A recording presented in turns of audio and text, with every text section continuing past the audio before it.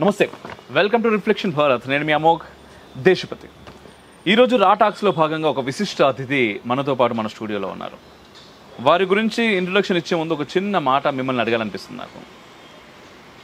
మామూలుగా భారతదేశంలో ముఖ్యంగా తల్లిదండ్రులు చాలా ఎక్కువగా పిల్లల గురించి ఆశలు పెట్టుకుంటూ ఉంటారు.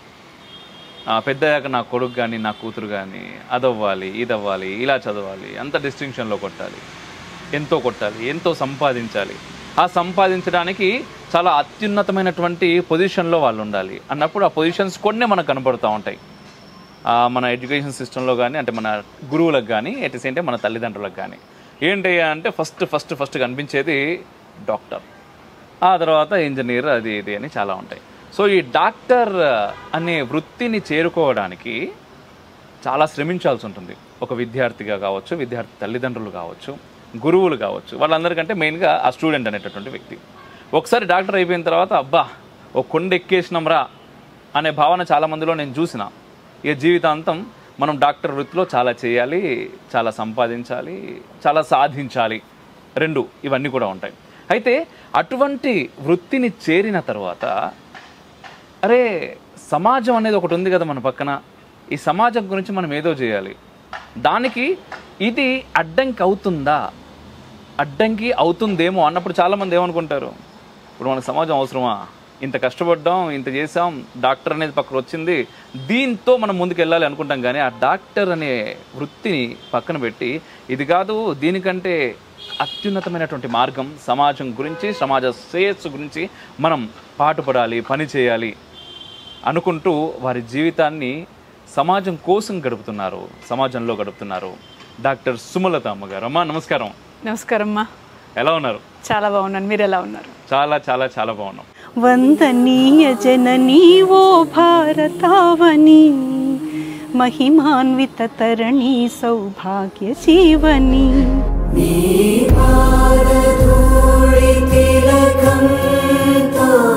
డాక్టర్ అనేది నేను చాలా మంది డాక్టర్స్ చూస్తున్నాను, ఎంతో కష్టపడుతున్నారు.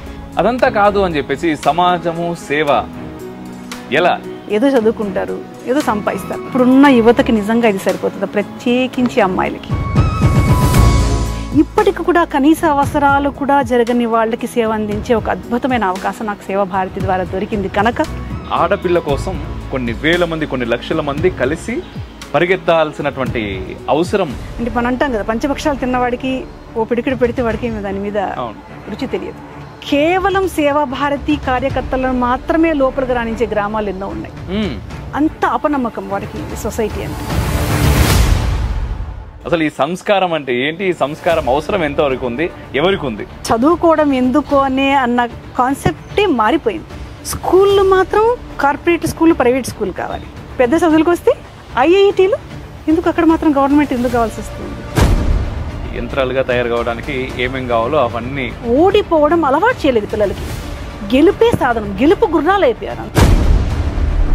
ఇప్పుడు మనం సైంటిస్ట్లో చూస్తే మనకు తెలిసి అంత స్కూల్ డ్రాప్ అవుట్స్ అని. ఈ ఎగ్జాంపుల్స్ అంతా మనం చెప్పాలి. ఎవరు చెప్తారు వాళ్ళకి? స్కూల్ చెప్పవు, మన చరిత్ర చెప్పరు, మన విద్యా విధానం గురించి చెప్పరు. నవరాత్రులు చాలా అద్భుతంగా చేస్తూ ఉంటారు, కానీ ఆడవాళ్ళపైన ఎన్ని అఘాయిత్యాలు చేయాలో అన్ని అఘాయిత్యాలు చేస్తారు. సనాతన ధర్మానికి మించిన శ్రీశక్తిని నమ్మే ధర్మం భూమి మీద ఇంకొకటి ఉంటుంది. అమ్మాయిలు పెళ్లిళ్ళు చేసుకోవడానికి ఇష్టపడట్లేదు. ఎందుకంటే నేనెందుకు కనాలి? ఇది కూడా అవసరమా నాగరికతలో భాగంగా? నా కులపు వాడను, నా మతపు వాడను, లేదా వాడిచ్చే ఆ చిల్లర డబ్బులకు ఆశపడిన రోజున మన జీవితాన్ని మనం పణంగా తిట్టినట్టు. మన దేశంలో పుట్టి మన దేశాన్ని తిట్టేటటువంటి వ్యక్తులు చాలా మంది ఉంటారు.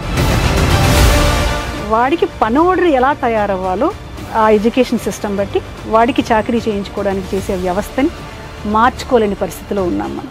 సత్యం నీ వదనం, సహనం ఆభరణం, హైందవ జీవన సారం, ధర్మమే ఆధారం. తల్లిదండ్రులు ఇద్దరు కూర్చొని పిల్లలకి సమయం ఇవ్వండి, దయచేసి సమయం ఇవ్వండి. ఎందుకు బిడ్డలు ఎలా మారిపోతున్నారు? సేవా భారతి ప్రస్తుతం మీరు వైస్ ప్రెసిడెంట్ గా వర్క్ చేస్తున్నారు, రైట్? తెలంగాణ ప్రాంతానికి. అయితే సుమలత గారు సేవా భారతి వైస్ ప్రెసిడెంట్ అని చెప్పాలి అనిపించలేదు నాకు ముఖ్యంగా. దాని అన్నింటికి మించి, ఎందుకంటే ఈ డాక్టర్ అనేది నేను చాలా మంది డాక్టర్స్ చూస్తున్నాను, ఎంతో కష్టపడుతున్నారు. అండ్ ఈ రోజుతో పోలిస్తే ఒకప్పుడు డాక్టర్ అవ్వాలంటే ఇంకా కష్టం. చాలా అంటే చాలా కష్టం. నిజం. అండ్ డాక్టర్ అయ్యారు. దాదాపుగా అంటే పార్థ డెంటల్స్ దాదాపుగా 2 తెలుగు రాష్ట్రాల్లో మిగిలిన కొన్ని రాష్ట్రాల్లో కలిపి ఒక 150-200కి మించినటువంటి హాస్పిటల్స్ ఉన్నాయి. వాటన్నిటికీ కూడా మీరు డైరెక్టర్గా వర్క్ చేశారు, రైట్? అదంతా కాదు అని చెప్పేసి సమాజము సేవ ఎలా, ఈ ట్రాన్స్ఫర్మేషన్ అసలు ఎలా, ఎందుకు? ముందు మాటగా ఇప్పుడు మీ ఛానల్ నుంచి నేను మొదలు పెడతాను. రిఫ్లెక్షన్ భారత్, మీరు దేన్ని రిఫ్లెక్ట్ చేసే ప్రయత్నం చేస్తున్నారు? అసలైన భారతీయతని. అసలే భారత మన అసలైన భారతీయతలో సేవ అన్నది పుట్టుకతో వచ్చే ఒక గుణం. ఏ కారణమైనా అయిండొచ్చు కాక, మనం వృత్తి ఏదైనా అయిండొచ్చు కాక, మన కోణం ఏదైనా అయిండొచ్చు కాక, సేవ అన్నది ఈ భారతావనిలో మనిషిలో పుట్టుకతో వచ్చే ఒక గుణం అని నేను నమ్ముతాను. అంటే కుటుంబ పరంగా కావచ్చు కాక, రకరకాల ఒత్తిడులు ఉంటాయి, అవసరాలు ఉంటాయి. మీరు అన్నట్టుగా డాక్టర్ అవ్వచ్చు, ఏ వృత్తిలో వెళ్ళినా కానీ సేవ అనేది మన జెనెటికల్గా, అంటే మన శరీరంలో నిర్లిప్తమై ఉన్న ఒక గుణం. అది మన పెద్దల్లో చూసాము, మన తరతరాల్లో చూస్తూ వస్తున్నాం. కాకపోతే ఇప్పుడు తయారైన ఒక రోబోటిక్ వరల్డ్లో సేవ అన్నది మనిషి నుంచి విడిపోతూ వస్తుంది. అది మా ప్రయాణంలో కూడా మీరు అన్నట్టుగా నిజంగా డాక్టర్ వృత్తి అన్నది అది కూడా సేవని. సేవా భారత్ అనేది కూడా సేవని. సో భారత్కి చేస్తున్న సేవనే సేవా భారత్. ఒక డాక్టర్గా చేస్తున్నది కూడా ఇదే భారతావనికి. ఈ ప్రయాణంలో అంటే రకరకాల మనుషులను కలుస్తూ ఉంటాం మనం, ఏ వృత్తిపరంగా అయినా సరే. ప్రత్యేకించి డాక్టర్స్ పరంగా చూసినప్పుడు అంటే మనుషులలో ఉన్న దృక్పథం మారిపోతుందని మనం బాగా గమనిస్తున్నాం. ఎందుకంటే యాంత్రికం అయిపోయింది మన జీవితం. ఒక టీచర్ అయినా, వాడు యాక్టరా, డాక్టరా, ఎంతవరకు వచ్చేసిందంటే ఆలోచన నేను ముందు, తప్పితే నా కుటుంబం, మహా అంటే బంధువర్గం, అంతే. ఇది బాగా గమనించే అవకాశం ఎక్కువ దొరుకుతున్నాం. ఎప్పుడైతే మనిషితో మనం ప్రత్యేకంగా మాట్లాడడమో చేయడమో చేస్తున్నప్పుడు ఇది లోపిస్తున్న గుణం బాగా కనిపించేది. అంటే ఇప్పుడు సేవా భారతి అనే కాదు, అంటే జీవితకాలం కూడాను అవకాశం ఉన్న దగ్గరల్లా సేవ చేసే తత్వం కలిగిన కుటుంబం నుంచి వచ్చిన దాన్ని నేను. ఇది తల్లిదండ్రుల నుంచి వచ్చిందా, అక్కడ పెరిగిన సమాజం నుంచి వచ్చిందా? కాబట్టి ఏంటి సేవ, భారతికి చేస్తున్న సేవ అనేది నా జీవిత ప్రయాణంలో దొరికిన ఒక ప్రత్యేకమైన అవకాశం. ఎందుకు మరి సేవా భారతిలో అంటే, ఇప్పుడు నేను వ్యక్తిగా చేశాను అనుకోండి, కొంత చేయగలను. అదే సేవాభారతి లాంటి సంస్థలో కనుక చేయగలిగితే ఎక్కువ మంది, అందులో ఎవరికి నిజంగా ఎవరికైతే అవసరం ఉందో వాళ్ళకు వెళ్ళి, అంటే ఎక్కడైతే మనం నిర్లక్ష్యానికి గురైన వాళ్ళు, అవకాశం లేని వాళ్ళు, మారుమూల కుగ్రాలలో, బస్తీలలో, తాండలలో ఉండిపోయిన వాళ్ళకి, ఇప్పటికి కూడా కనీస అవసరాలు కూడా జరగని వాళ్ళకి సేవ అందించే ఒక అద్భుతమైన అవకాశం నాకు సేవా భారతి ద్వారా దొరికింది. కనుక వృత్తి చేసాం, సంపాదించాం, పిల్లలు చదువుకుంటారు, అన్నీ బాగుంది. ఆ లోపల ఉంది చూసిందా, ఒక ఆశ ఉంటుంది, ఒక కోరిక ఉంటుంది. ఆఖరికి మనం ఏమనుకుంటాం, ఏం చేసినా సరే సమాజానికి తిరిగి ఇవ్వాలన్న ఆ లోపల ఏదైతే ఉంటుందో ఆశకి నాకు అవకాశం కల్పించింది సేవా భారతి. అందుకే సేవా భారతిని ఎప్పుడు కనెక్ట్ అయ్యారు? ఎలా? సేవా భారతి గురించి వింటున్న మాట నిజమే, కాకపోతే నేను నేరుగా కలిసే అవకాశం నాకు 2019లో దొరికింది. 2019లో ఒక కార్యక్రమానికి నేను ఇన్వైట్ చేయబడ్డాను. Run for a girl child అని ప్రత్యేకించి మన గచ్చిబౌలి స్టేడియంలో ఒక కార్యక్రమం జరిగింది. అంత అద్భుతమైన ఆ sentence, run for a girl child, చాలా మ్యాజికల్గా అనిపించింది. మనం చూస్తుంటాం, ఆరోగ్యం కోసం పరిగెడతాం, ఆనందం కోసం పరిగెడతాం, ఆహ్లాదం కోసం పరిగెడతాం. అరే ఏంటి పాప కోసం ఏంటి పరుగు అన్నది నన్ను బాగా ఆకర్షించింది. అందుకని పని కట్టుకుని ఆ కార్యక్రమంకి వెళ్ళే ప్రయత్నం చేసి అందులో రన్ ఫ్లాగ్ ఆఫ్ చేసే ఒక అవకాశం దొరికింది అన్నమాట. దొరికినప్పుడు ఏమిటి ప్రత్యేకమైన run for a girl child మేము వింటున్నప్పుడు ఏంటంటే సేవాభారతి ఉంది, చాలా సామాజిక కార్యక్రమాలు జరుగుతాయి, ప్రత్యేకించి వైపరీత్యాలు బాగా వీళ్ళ మాటలు వినిపిస్తూ ఉంటుంది. కానీ నేరుగా వారితో కలిసే అవకాశం నాకు ఆ సందర్భంలో దొరికింది. ఎంత అద్భుతమైన కార్యక్రమం అంటే గచ్చిబౌలి స్టేడియంలో 2019లో 3:30-4 గంటలకి నేను ఆ స్టేజ్ దగ్గరికి వెళ్తే 1000 మంది స్టేడియంలో కనిపించారు. ఏంటి స్ఫూర్తి? ఆ టైటిల్ మాట్లాడుతుంది చూసారా, run for a girl child.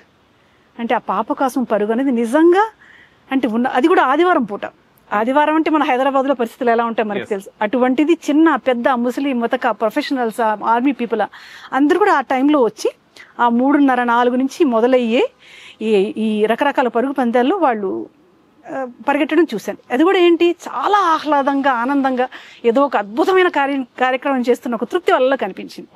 So ఇది నన్ను బాగా అట్రాక్ట్ చేసింది.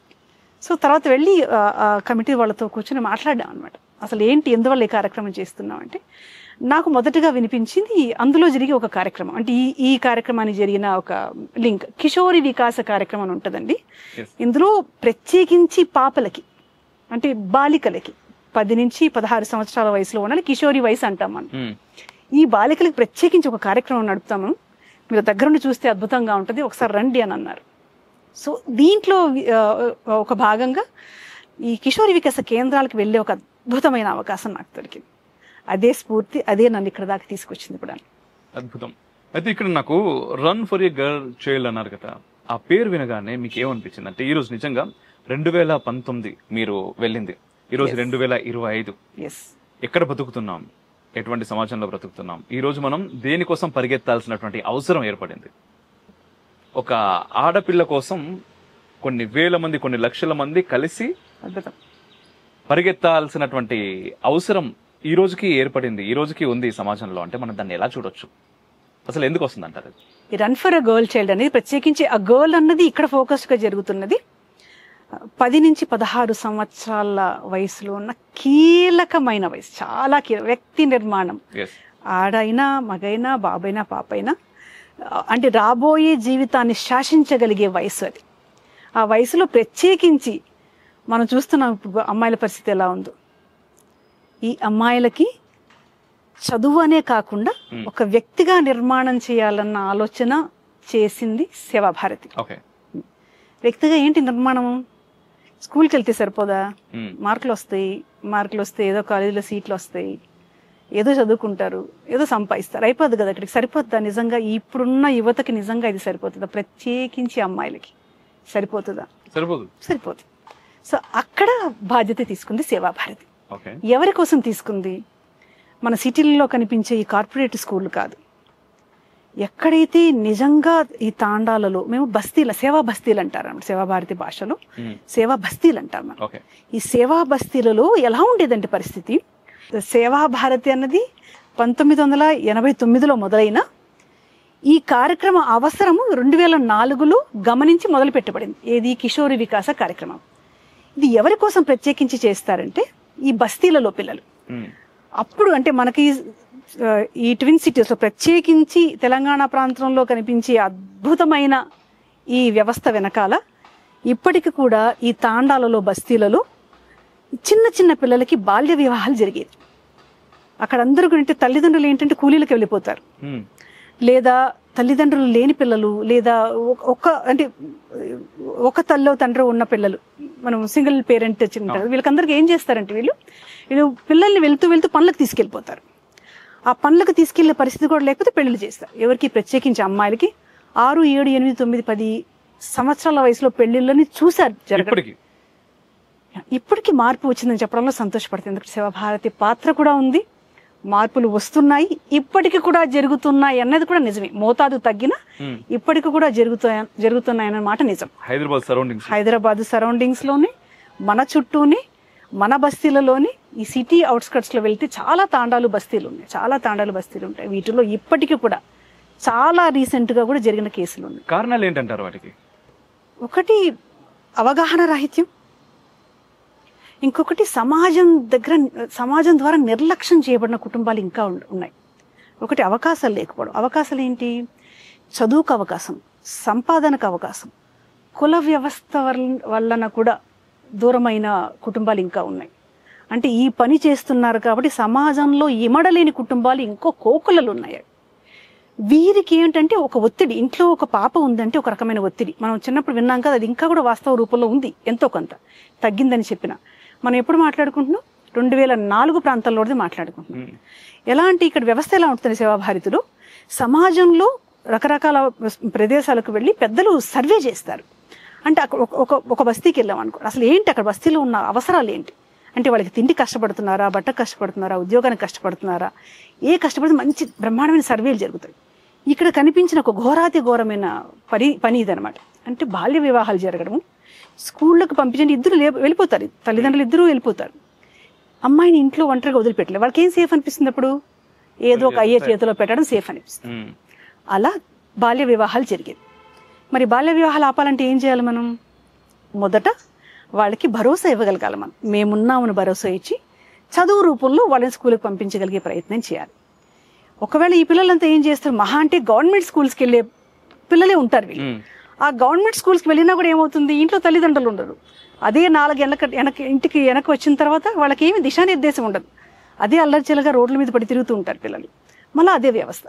సరే చదువు స్కూల్ దాకా వెళ్ళినా కూడా సమస్య అక్కడ తగ్గలేదు. అప్పుడు ఏం చేయాలి? ఆఫ్టర్ స్కూల్ ప్రోగ్రామ్స్ అని మొదలుపెట్టారు మన వాళ్ళు. ఆఫ్టర్ స్కూల్ ప్రోగ్రామ్స్ స్కూల్ నుంచి వచ్చిన తర్వాత ఆ పిల్లలకి కూర్చోబెట్టి ఆ స్కూల్లో ఏం జరిగింది వాళ్ళకి ట్యూషన్ రూపంలో చెప్పడం మొదలుపెట్టారు. వినడానికి ట్యూషన్ అన్న మాట మాత్రం వినిపిస్తుంది, కానీ దీని వెనకాలమైన అద్భుతమైన వ్యవస్థ జరుగుతుంది. ఎందుకంటే వాడికి ఆత్మ న్యూనత ఉంటుంది, వెళ్ళేది అర్థం కాదు, ఇంట్లో చెప్పడానికి అవకాశం ఉండదు. ఇంకొంచెం ముందుకు వెళ్ళబోయే ముందు యాక్చువల్లీ ఏంటంటే, నేను సేవా భారతి వెబ్సైట్ ఓపెన్ చేసినప్పుడు దాదాపుగా 2.5 మిలియన్ అంటే లబ్ధిదారులు 2.5 మిలియన్ కు మించినటువంటి లబ్ధిదారులు ఉన్నారు అని చెప్పేసి దాంట్లో నేను వెబ్సైట్ లో చూస్తాను. అఫీషియల్ గా, అన్అఫీషియల్ గా ఇంకా ఎక్కువనే ఉంటారు అని చెప్పేసి కొంతమంది మాట్లాడుతున్నప్పుడు నాకు తెలిసింది. అసలు ఈ మొత్తం వ్యవస్థ ఎందుకు మొదలైంది అండ్ ఎంతమంది పనిచేస్తున్నారు అంటే, అన్ని లక్షల మందికి రీచ్ అవ్వాలి అంటే ఎక్కడ అసలు ఎంతమంది పనిచేస్తున్నారు, ఈ వ్యవస్థ అంతా ఏంటి, దాని గురించి కొంచెం తెలుసుకుందాం. ఆ తర్వాత చేస్తున్నటువంటి కార్యక్రమాల గురించి, చేస్తున్న వారి గురించి తెలుసుకుందాం. తప్పకుండా. ఇప్పుడు సేవా భారతి అన్నది ఈ సేవా భారతిలో ఉన్న ఇంకో అత్యద్భుతమైన వ్యవస్థ ఏంటంటే, ఇందులో పనిచేసి 99% మంది కూడా వాలంటీర్స్. మామూలుగా వాలంటీర్ ఆర్గనైజేషన్స్ ఎలా ఉంటాయి, ఒక ఎన్జిఓ అంటే ఏముంటుంది, ఒక వ్యవస్థ ఉంటుంది, దాంట్లో పనిచేసే శాశ్వతమైన సభ్యులు ఉంటారు వాళ్ళు. కానీ సేవా భారతిలో అలా కాదు, అందరూ వాలంటీర్స్, మీలాంటి నాలాంటి ప్రొఫెషనల్స్ సేవా భారతిలో పనిచేసేవాళ్ళు. సో ఇది ఒక అద్భుతమైన వ్యవస్థ అక్కడ.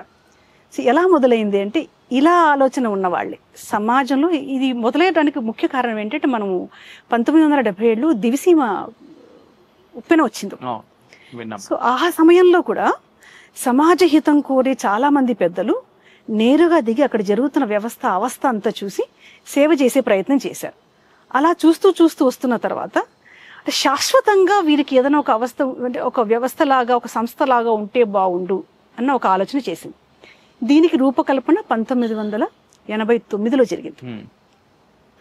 అప్పుడు సేవా భారతి అన్న ఒక సంస్థని స్థాపించి దీన్ని ఒక ఎన్జిఓ లాగా క్రియేట్ చేసి దీనికి ఒక రూపకల్పన చేయబడింది. అంటే ఒక బ్యాచ్ అంటే సమాజ శ్రేయస్సు కోరి ఒక 10 మంది పెద్దలతో మొదలైన ఆలోచన ఇది. అలా మొదలైన 1989లో మొదలైన వ్యవస్థ ఇప్పుడు 1000 మంది నాలాంటి వాళ్ళు 3000 పైచలకు మన ట్విన్ సిటీస్లోనే ఉన్నారు. వీరందరూ కూడా అంటే దీంట్లో అంటే 365 రోజులు పనిచేసే వాళ్ళు ఉంటారు, ప్రొఫెషనల్స్లో ఉన్నవాళ్ళు, ఎంత వీలైతే అంత సమయం ఇచ్చేవాళ్ళు ఉంటారు. సమయ సందర్భానుసారంగా మన కోవిడ్ ఏదైనా ఒక అవసరం వచ్చినప్పుడు 100 మంది వాలంటీర్స్గా వచ్చి చేరుతారు. అందుకే ఇంత అద్భుతమైన కార్యక్రమం సాధ్యపడుతుంది. 1000 మంది. ఇది ఏ విషయాలపైన ఫోకస్ చేస్తుంది మెయిన్ గా సేవా భారతి? సేవా భారతి టార్గెట్ పీపుల్ కూడా మనం తెలుసుకోవాలి ముందు. అంటే మనం అంటాం కదా, పంచభక్షాలు తిన్నవాడికి ఓ పిడికిడి పెడితే వాడికి దాని మీద రుచి తెలియదు. ఎవరికి అవసరం ఉంది? డౌన్ ట్రోడన్ పీపుల్ అంటాం మనం. నిర్లక్ష్యానికి గురైన వాళ్ళు, పూర్తిగా అవకాశాలు అయిన వాళ్ళని సమాజంలో కలిపే ఉద్దేశమే సేవా భారతి చేస్తున్నది. ఈ సమాజంలో కలపాలంటే వాళ్ళకి ఏమేం కావాలి? చదువు కావాలి, ఆరోగ్యం కావాలి, సంపాదన కావాలి, ఈ సమాజంలో ఇమడగలిగే శక్తి కావాలి. అంటే సోషల్గా వాళ్ళలో పూర్తిగా ట్రాన్స్ఫర్మేషన్ తీసుకురాగలగాలి. ఈ 4 ఏరియాలో సేవా భారతి పనిచేస్తుంది. అద్భుతం. అయితే ఇక్కడ నాకు మళ్ళీ ఆటోమేటిక్ గా డౌట్ వస్తూ ఉంటుంది మీరు చెప్తా ఉన్నప్పుడు. ఇప్పుడు అంటే ట్విన్ సిటీస్ లో మీరు ఇంతమంది చేస్తున్నారు, బట్ చేస్తున్న కార్యక్రమం ఎడ్యుకేషన్ అన్నప్పుడు హైదరాబాద్ లో ఉన్నవాడికి అవసరం లేదు, దాదాపు ఏదో రకంగా చదువుకుంటూ ఉంటారు. బట్ ట్రైబల్ ఏరియాస్ లో ఉన్న వాళ్ళకి మీరు అన్నట్టుగా ఎడ్యుకేషన్ కావాలి, హెల్త్ అన్నిటికంటే ముఖ్యంగా ఆ శక్తి కావాలి, ఇవన్నీ మీరు చెప్పినవన్నీ వాళ్ళకి కావాలి. మరి ఇక్కడ నుంచి అక్కడికి ఎలా ఈ వ్యవస్థ ఎలా జరుగుతుంది ఏంటి? ఇప్పుడు మనము సేవా బస్తీలు అన్నాం కదా, సేవా బస్తీలలో మనకు ఇక్కడ ఉన్న అవకాశం ఏంటంటే, మనకి అక్కడ ఎంతో కొంత చదువుకున్న పిల్లలు మనకు అందుబాటులో ఉంటారు. అక్కడ చదువుకున్న పిల్లల్ని ఎంపిక చేసి వాళ్ళే కార్యకర్తలు ఈ వ్యవస్థను నడుపుతారు. కానీ మనకి తాండాలలో ఈ మారుమూల గ్రామాలలో అంత అవకాశం ఉండదు. ఎందుకంటే వాళ్ళకి ఇంకా సోషల్ యాక్సెప్టెన్స్ రాలేదు. అండ్ ఎవరు పోయినా కూడా ఒక రకమైన అనుమానం కనిపిస్తుంది. గర్వంగా చెప్పగలిగే ఒక సేవాభారతి కార్యక్రమం ఏంటంటే కేవలం సేవాభారతి కార్యకర్తలను మాత్రమే లోపలికి రాణించే గ్రామాలు ఎన్నో ఉన్నాయి. అంత అపనమ్మకం వారికి సొసైటీ అంటే. ఇంకా కూడా అంటే వాళ్ళని సమాజంలో కలుపుకోవడానికి సిద్ధంగా లేని ఎన్నో జాతులు ఉన్నాయి, ట్రైబల్ జాతులు ప్రత్యేకించి. వీరి కోసం ఒక వ్యవస్థకు సపరేట్ ఏర్పాటు చేయబడింది. వీరు ముందుగా వెళ్తారు, వాళ్ళతో సత్సంబంధాలు ఏర్పరచుకుంటారు. అక్కడ వ్యవస్థ నడపాలంటే సంవత్సరాల కార్యక్రమం. ఇది ముందుగా వెళ్ళి వాళ్ళ కాన్ఫిడెన్స్ తీసుకున్న తర్వాత నెమ్మదిగా కార్యక్రమం మొదలు పెడతారు.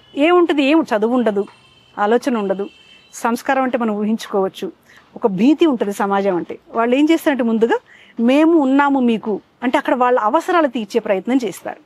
నీటి అవసరం ఉందా, ఆరోగ్యం అవసరం ఉందా అంటే ఆరోగ్యంలో కూడా సేవాభారతి పనిచేస్తుంది. సేవాభారతికి ఉన్న అద్భుతమైన అవకాశం ఏంటంటే సమాజానికి కావాల్సిన అన్ని ఏరియాస్లో సేవాభారతి పనిచేస్తుంది. చదువా, మన స్కూల్స్ ఉన్నాయి, మనకి వాలంటీర్స్ ఉన్నారు, వైద్యమా, మనకు హాస్పిటల్స్ చేతిలో ఉన్నాయి, స్కిల్ డెవలప్మెంట్ చేయాలా, స్కిల్ డెవలప్మెంట్ సెంటర్స్ ఉన్నాయి. అట్లా అక్కడ ఉన్న అవసరాన్ని బట్టి వాళ్ళకి దగ్గరయ్యే ప్రయత్నం చేస్తారు. అక్కడ ఎవరైతే చదువుకోవడానికి ఉత్సాహపడతారో ఎక్కడైనా సరే ఒక్క వ్యక్తితోనే స్టార్ట్ అవుతుంది. అక్కడే వారి దగ్గరే ఒక వ్యవస్థ ఏర్పరచుకొని పిల్లలకి ఏంటి ఆహారం లేని వారికి ఆహారం, లేదా ఆరోగ్యం లేని ఆరోగ్యము, ఏంటంటే ఆవాసాలు అంటాం మనం. ఇలా ఆవాసాలతో మొదలైనవి. ఇదే ఆవాసాల్లోంచి ఈరోజు డాక్టర్స్ పుట్టుకొచ్చిన వాళ్ళు ఉన్నారు, ఆర్మీ వైపు వెళ్ళిన వాళ్ళు ఉన్నారు. అట్లా అద్భుతమైన వ్యవస్థ ఏర్పడుతుంది. దానికి ప్రత్యేకమైన వ్యవస్థ చేసి తీరాలి మనం. మన సోషల్గా హైదరాబాద్లో, సికింద్రాబాద్లో కనిపించే వ్యవస్థ అక్కడ ఉండదు. కాదు, అదే ఇప్పుడు అన్నప్పుడు నాకు కూడా అనిపించింది. ఏంటంటే మీరు కిషోరి వికాస కేంద్రాల గురించి చెప్పారు. అంటే ఆడవాళ్ళ గురించి, అమ్మాయిల గురించి ముఖ్యంగా, వాళ్ళు స్కూల్లో అంటే ఇంట్లో వదిలి వెళ్తేనే ఒక రకమైనటువంటి భయానికి లోనవుతున్నటువంటి తల్లిదండ్రులు ఉన్నారు. ఇంట్లో వదలకుండా పెళ్లిళ్ళు చేద్దామని. అలాంటిది ఎక్కడి నుంచో ఒక కొత్త వాళ్ళు ఎవరో వచ్చి మీ అమ్మాయి మేము అది నేర్పిస్తాం, ఇది చేస్తాము అంటే అది నమ్మడం అనేటటువంటిది, నమ్మి వాళ్ళకి అప్పచెప్పడం, వీళ్ళు బాధ్యత తీసుకోవడం ఆ తర్వాత సంగతి. బట్ వాళ్ళు అప్పచెప్పడం అనేది చాలా పెద్ద విషయం. ఇట్లాంటివి చాలా పెద్ద సంఘటనలు జరుగుతూ ఉంటాయి అనుకుంటాను, నాకు తెలిసి చాలా అనుభవాలు ఉంటాయండి. మనం అనుకున్న తాండాలలో అసలు మనల్ని రానివ్వడానికి విముఖత చూపిస్తారు వాళ్ళు. సిటీల్లో ఉన్న సేవా బస్తీల్లో కూడా ఇక్కడ చేసిన ఒక మంచి ఆలోచన ఏంటంటే అక్కడ ఉన్న వాళ్ళని ఎన్నుకుంటాం మనం. అంటే ఒకప్పుడైతే ఎక్కువ తరగతులు చదవలేదు వాళ్ళు. ఇప్పుడైతే 10వ తరగతో 12వ తరగతి చదివినా అక్కడ అదే వ్యవస్థలో, అంటే అదే గూడెంలోనో అదే తాండాలో ఉన్న వాళ్ళని సెలెక్ట్ చేసుకుంటారు. అంటే వాళ్ళని గుర్తుపట్టగలిగే ఒక వ్యవస్థ అక్కడ ఉంటుంది. సో వీరేంటంటే ఒక కుటుంబ సభ్యురాలి పాత్ర పోషిస్తారు పిల్లలు. అక్కడ మొదట వెళ్తారు, ఇళ్ళకి వెళ్ళి ఇట్లా నేను ఇక్కడే ఉంటాను, ఫలానా దగ్గర ఉంటాను, పాపకి నేనైనా చదువు నేర్పిస్తాను అని మొదలవుతుంది. అలా ఒకరితో ఇద్దరితో వచ్చిన తర్వాత ఈ పిల్లల్లో వస్తున్న మార్పును బట్టి, అంటే వాళ్ళ స్కూల్కి రెగ్యులర్గా వెళ్ళడమే కావచ్చు కాక వాళ్ళ ప్రవర్తనలో, ప్రత్యేకించి ప్రవర్తనలో, ఎందుకంటే వాళ్ళకి చిన్న పెద్ద వ్యత్యాసం తెలియకుండా చాలా వికృతమైన చేష్టలు ఉంటాయి పిల్లల్లో. వస్తున్న మార్పులు కావచ్చు కాక తర్వాత స్కూల్కి రెగ్యులర్గా వెళ్ళడము, స్కూల్ ఆగిపోకుండా ఉండడము, తల్లిదండ్రుల్ని గౌరవించడము, ఇంతకుముందు చూడలేని వాళ్ళ ప్రవర్తనలో మార్పును బట్టి పక్కన వాళ్ళు కూడా మేము కూడా చేర్పిస్తామనే స్థాయికి అక్కడ వ్యవస్థ ఏర్పడుతుంది. అలా వాళ్ళ కాన్ఫిడెన్స్ వచ్చిన తర్వాత వాళ్ళంతటా వాళ్ళే వచ్చి పక్కన మా దీంట్లో ఒక సెంటర్ స్టార్ట్ చేయండి అని ఇట్లా సెంటర్స్ మొదలవుతాయి మనకి. అంటే అక్కడ లోకల్ వాలంటీర్స్ కూడా ఉంటారు కదా దీనికి సంబంధించి? ఆ లోకల్ గా ఉన్న వాళ్ళే వాలంటీర్స్. ఓకే, ఇప్పుడు మనం సెలెక్ట్ చేసుకున్న ఇప్పుడు ఎవరైతే అక్క రూపంలో అక్కడ పిల్లలకి చదువు చెప్తుందో అదే బస్తీలోంచి వచ్చిన అమ్మాయి కనుక ఎప్పుడు 24 గంటలు అక్కడే కనిపిస్తుంది కాబట్టి వాళ్ళకి కాన్ఫిడెన్స్ ఉంటుంది. వీళ్ళు ఫుల్ టైం పనిచేస్తారు పిల్లలు. ఇక్కడ మళ్ళీ ఒక డౌట్, ఇప్పుడు ఇక్కడ నుంచి మీలాంటి వాళ్ళు పెద్ద వాళ్ళు కొంతమంది సమాజం గురించి ఆలోచిస్తూ ఏదో ఇవ్వాలి, ఏదో చేయాలి అనే అభిప్రాయంతో చేస్తున్నారు.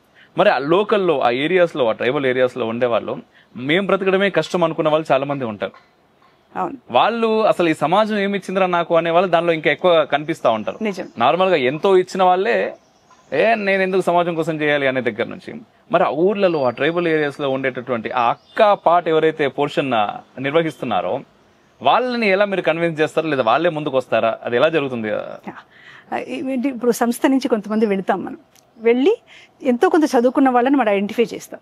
వాళ్ళకి ఎంతో కొంత అవగాహన ఉంటుంది. అంటే చదువు ఎంత ముఖ్యమో వాళ్ళ జీవితంలో, వాళ్ళ ఇంట్లో కూడా ఎంతో కష్టపడి ఆ స్థాయికి వచ్చిన పిల్లలు ఉంటారు. మనం ఏం చేస్తుంటే వాళ్ళకి పై చదువులకు ప్రోత్సహించే ప్రయత్నం చేస్తాం. ఇప్పుడు 8వ క్లాసో 10వ క్లాసో చదివి ఆగిపోయిన పిల్లలు ఉంటారు.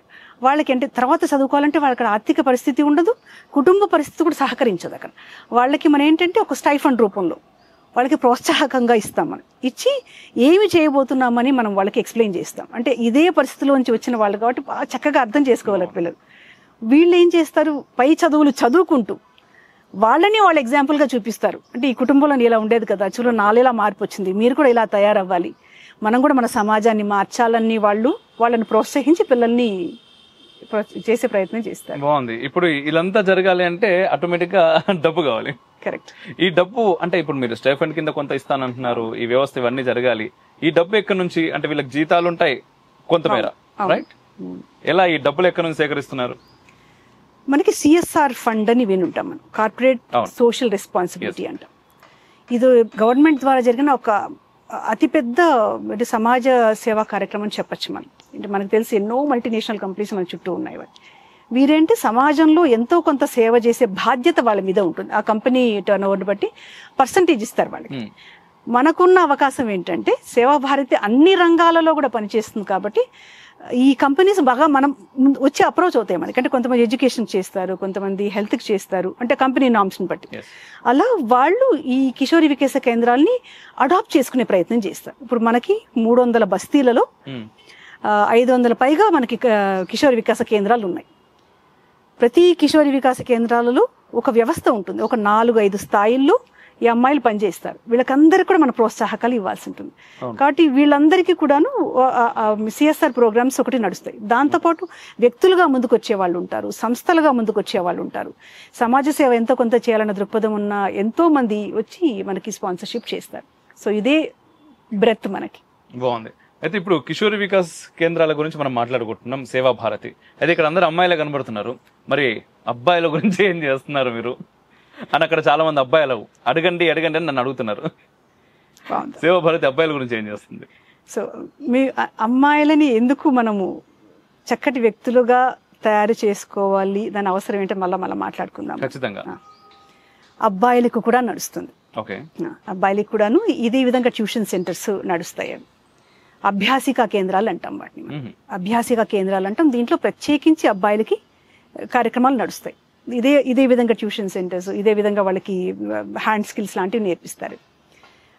ఈ స్కూల్ దాటిన పిల్లలకు కూడాను, ఇప్పుడు ఫర్ ఉద్యోగ స్థాయిలో ఉన్న పిల్లలకు కూడాను చాలా కార్యక్రమాలు సేవాభారతి చేస్తుంది. ఒకటి జాబ్ మేళస్ రూపంలో కానీ, వాళ్ళకి ట్రైనింగ్ సెంటర్స్ ఉంటాయి, కొన్ని స్కిల్ డెవలప్మెంట్ సెంటర్స్ అంటాం, వొకేషనల్ కోర్సెస్ అంటాం కదా మనం. ఫర్ ఎగ్జాంపుల్ టెక్నికల్ సైడ్గా అంటే కంప్యూటర్స్ కావచ్చు కాక, మనకి ఈ ఎలక్ట్రిసిటీ డిపార్ట్మెంట్లో వర్క్ చేసి ఎలక్ట్రికల్ వర్క్లు కావచ్చు కాక, టెక్నికల్ వర్క్స్లో వాళ్ళకి సపరేట్గా ట్రైనింగ్ ఇచ్చే కార్యక్రమాలు చాలా ఉన్నాయి మనకి. అంతేకాకుండా మనకి పోలీస్ ట్రైనింగ్కి వెళ్తూ ఉంటారు పిల్లలు. అవసరాన్ని బట్టి ప్రత్యేకించి ఈ పోలీస్ ట్రైనింగ్ సెంటర్స్ మనం ఆ టైంలో నడుపుతాం మనం. ఇలా 2 విధాలుగా అంటే సమాజంలో ఎవరికైతే అవకాశం ఉందో అందరినీ స్పృశించే ప్రయత్నం సేవాభారతి చేస్తుంది. ఇంతకుముందు మీరు మాట్లాడుతూ ఆవాసాలు కూడా చాలా ఉన్నాయి. అసలు ఈ ఆవాసం కాన్సెప్ట్ ఏంటి? సేవాభారతి కింద ప్రస్తుతం 14 ఆవాసాలు నడుస్తుంది. మనము 1988లో ఆవాసం ఆలోచన రావడానికి నేను చిన్న స్టోరీ చెప్తాను. అప్పుడు ఏంటంటే నేషనల్ ప్రోగ్రామ్ ఒకటి, సెంట్రల్ ప్రోగ్రామ్ ఒకటి నడిచేది, చైల్డ్ లేబర్ ప్రోగ్రామ్ అనమాట. నేషనల్ చైల్డ్ లేబర్ ప్రోగ్రామ్ అని ఒకటి 1988లో మొదలైంది. ఇది సెంట్రల్ గవర్నమెంట్ ఏం చేసేదంటే ఇలా లేబర్ కింద పనిచేస్తున్న పిల్లలు చాలా విస్తృతంగా జరిగింది. ఆ పిల్లలందరినీ తీసుకొచ్చి ఎవరికి అప్పచెప్పాలని చూశారు వీళ్ళు. ఈ కార్యక్రమం వాళ్ళకి అక్కడ ఎవరైతే పెద్దల స్థానం ఉందో వాళ్ళకి అప్పచెప్పి ఈ సెంటర్స్ మీరు నడపండి, మీకు గవర్నమెంట్ తరఫు నుంచి సపోర్ట్ వస్తుంది నడిచింది. కొంతకాలం నడిచిన తర్వాత ఏంటంటే గవర్నమెంట్ ఈ ప్రోగ్రామ్ని విత్డ్రా చేసింది. మనకి చేతిలో పిల్లలు ఉన్నారు, వీళ్ళని అప్పటికప్పటికి అనాథలాగా వదిలేలేరు.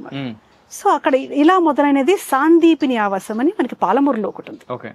సో వీళ్ళని ప్రోత్సహించడం కోసం ఏంటి, చైల్డ్ లేబర్స్ ఎందుకు అవుతారు పిల్లలు, తల్లిదండ్రులు లేబర్లు అయితే వాళ్ళ వెనకాల అదే వృత్తిలో వాళ్ళు కలిసిపోయేలాగా చైల్డ్ లేబర్స్ వెళ్తూ ఉంటారు. వీళ్ళకి చదువు నేర్పించి సంస్కారం నేర్పించి జనశ్రవంతిలో కనిపించడానికి సాందీపన ఆవాసం మొదలైంది. అదే ఇంచుమించు అదే సమయంలో వైదేహి ఆశ్రమం అని ఒకసారి మేము స్టార్ట్ చేసామని, ఇది మన హైదరాబాద్లో స్టార్ట్ అయింది. ఇది ప్రత్యేకించి అమ్మాయిలకి. అక్కడ మాట్లాడింది మనం బాబుల గురించి. అమ్మాయిలకి ఏంటంటే మనం ఇప్పుడు వ్యవస్థలు చూస్తున్నాం మనం. తల్లిదండ్రులు లేని పిల్లలు, సింగిల్ పేరెంట్ పిల్లలు, పూర్తిగా అనాథలుగా ఉండిపోయిన పిల్లలు, ఆ పదం వాడడం మనం యూజువల్గా. వీరి కోసం వైదేహి ఆశ్రమం అని స్టార్ట్ అయింది. ఆ వైదేహి ఆశ్రమంకి అనుసంధానంగానే కిషోరి వికాస్ కేంద్రాలు మొదలైనవి. ఈ వైదేహి ఆశ్రమాల గురించి నేను చాలా సందర్భాల్లో వినడం జరిగింది. ఎందుకంటే ముఖ్యంగా పెళ్లిల విషయంలో కూడా విన్నాను. వైదేహి ఆశ్రమాల నుంచి అమ్మాయిలని, అంటే నాకు తెలిసిన వాళ్ళకి ఒక 4 పెళ్ళయింది ఆశ్రమం నుంచి. అంటే ఎలా అసలు ఆ వైదేహి ఆశ్రమం ఎలా నడుస్తుంది, దానిలో ఎవరిని తీసుకుంటారు, ఏం నేర్పిస్తారు? వైదేహి ఆశ్రమం, ఇక్కడ వైదేహి ఆశ్రమంలో ఉన్న పిల్లలు వాళ్ళకి అంటే ఒకసారి వైదేహిలోకి వచ్చిన తర్వాత వాళ్ళు వచ్చిన రోజు నుంచి మీరు అన్నట్టుగా పెళ్లి అయ్యేదాకా బాధ్యత తీసుకోబడుతుంది. వాళ్ళకి ఆహారమా, అది బట్టల విషయమా, చదువు. ఈ పిల్లలందరూ మళ్ళీ గవర్నమెంట్ స్కూల్స్లో పక్కన సరస్వతి శిశు మందిరాలు లాంటి స్కూల్స్ వెళ్ళి చదువుకుంటారు. ఈ ఆవాసంలో ఉంటారు వాళ్ళు. మనం అనుకున్నాం కదా, ఎక్కడ జరిగినా కానీ సేవాభారతి చేయగలిగేది వ్యక్తి నిర్మాణం. వాళ్ళకి చదువు ఒక్కటే ఉంటే సరిపోదు, వాళ్ళకి ఆరోగ్యం గురించి చెప్పగలగాలి. సెల్ఫ్ డిఫెన్స్లో కూడా చాలా జాగ్రత్తలు తీసుకుంటారు. కరాటే లాంటిది కానీ ఇలాంటిది నేర్పిస్తారు పిల్లలకి.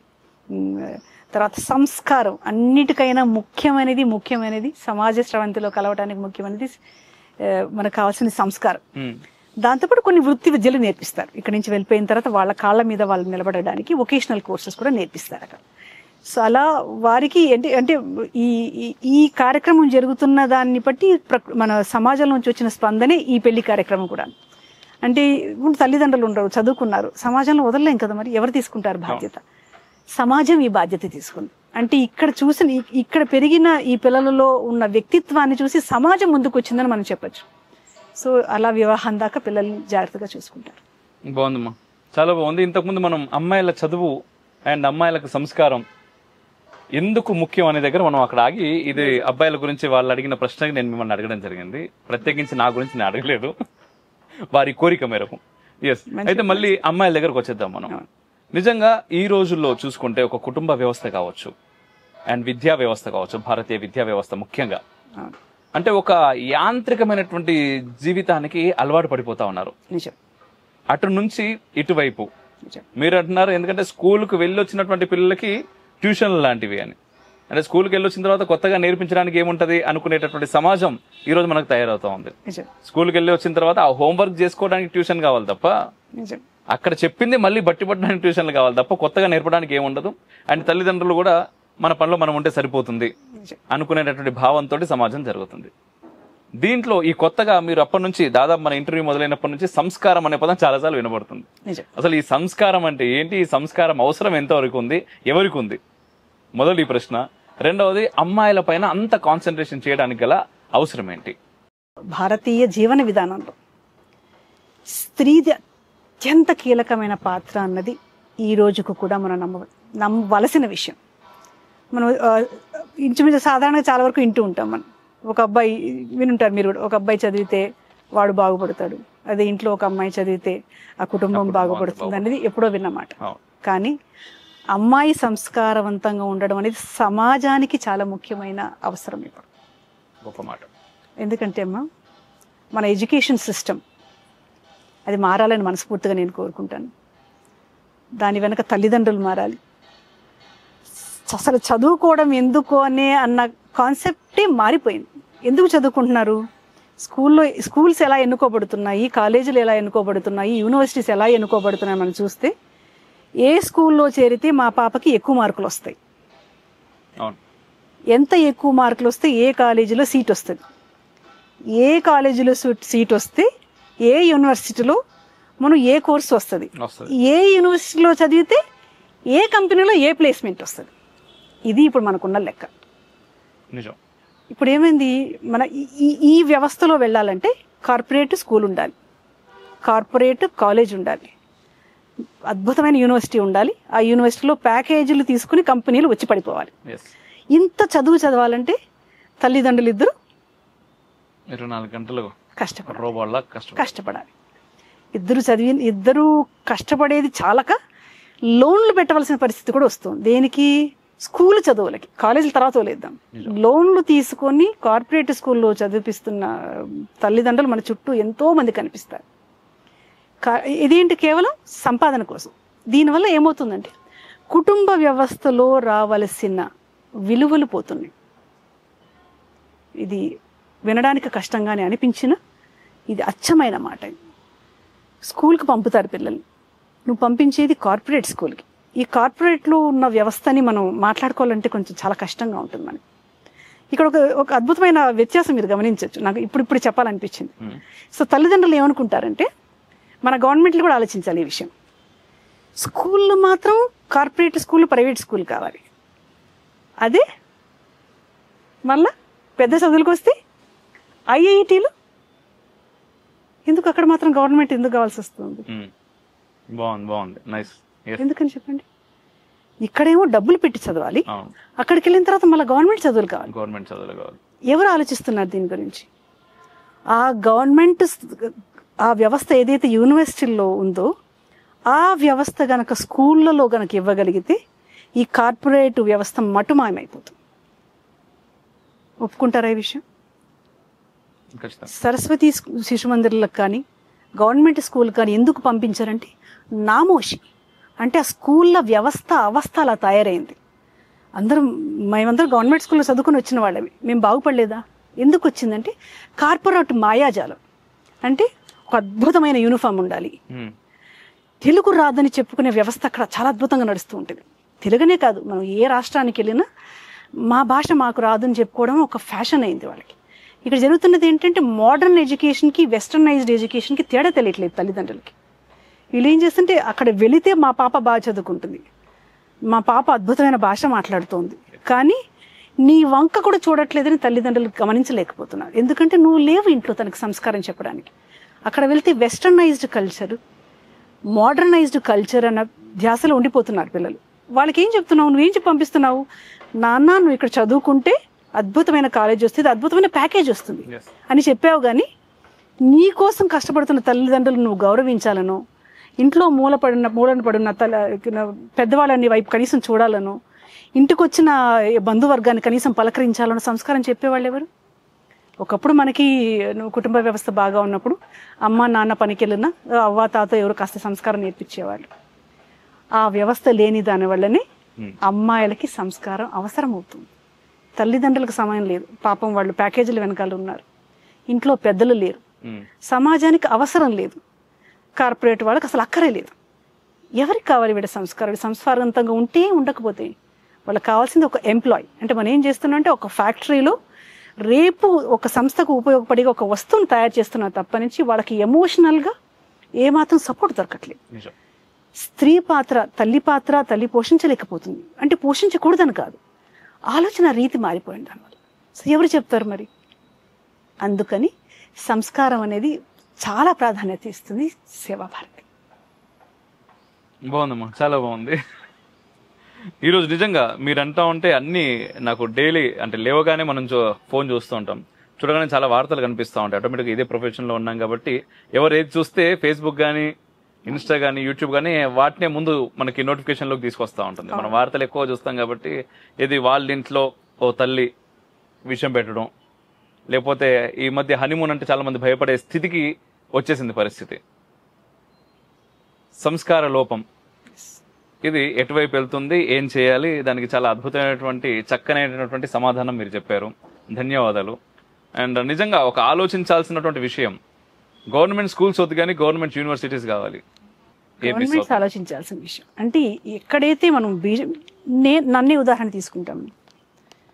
నేను చిన్నప్పుడు అంటే 1వ తరగతి నుంచి 10వ తరగతి లేదా ఇంటర్మీడియట్ దాకా చదివిన చదువు నాకు ఉపయోగపడిందని నేను అనుకోవట్లేదు. ఒక చిన్న చమత్కారమైన ఒక ఇన్సిడెంట్ చెప్తాను. నా చిన్న వయసు 10వ క్లాస్లో ఉంటానేమో, నేను ఎవరో ఒక బ్యాంక్ ఫామ్ తీసుకొచ్చారు. నాకు బ్యాంక్ ఫామ్ తీసుకొచ్చి అమ్మ దీన్ని రాసి పెట్టు అన్నారు. మీరు ఊహించుకోగలరా నేను రాసే పరిస్థితిలో ఉంటాను? ఏం చదువులు నేర్పిస్తున్నాయి? అరే మేము 10వ క్లాస్ చదువుతున్నావు, నీకు బ్యాంక్ ఫామ్ ఫిలప్ చేయడం రాదా అన్నాడు. అంటే ఏ చదువులు అవసరం ఉందో అది రావట్లేదు మనకి. మన చరిత్ర అది సోషలా, అది మ్యాథ్సా, అది సైన్సా, భాషలా, ఆ వయసులో రావాల్సిన జ్ఞానాన్ని పిల్లలకి ఇవ్వని చదువులు ఎందుకు మనకి? ఈ వయసులో ఎందుకు పిల్లలు ఒత్తిడికి గురి అవుతున్నారు? 10 దాటిన తర్వాత 10 వరకు కనీసం తల్లిదండ్రుల దగ్గర ఉన్న కొంతమంది, మరి హాస్టల్స్లో పెరిగే పిల్లల్ని మావాడు అమెరికా దాటాలని ఈ రోజు కుటుంబం లేకుండా 1-2 తరగతుల్లో హాస్టల్కి వేసే తల్లిదండ్రులు కూడా ఉన్నారు. ఏమి మానసిక ఇది ఉంటుంది తనకి, ధైర్యం ఉంటుంది తనకి.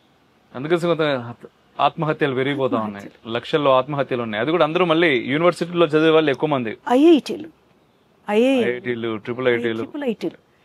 ఏం నేర్చుకుని వస్తే చదువు ఎందుకు కావాలమ్మా మనకి? ఎందుకు కావాలి చదువు?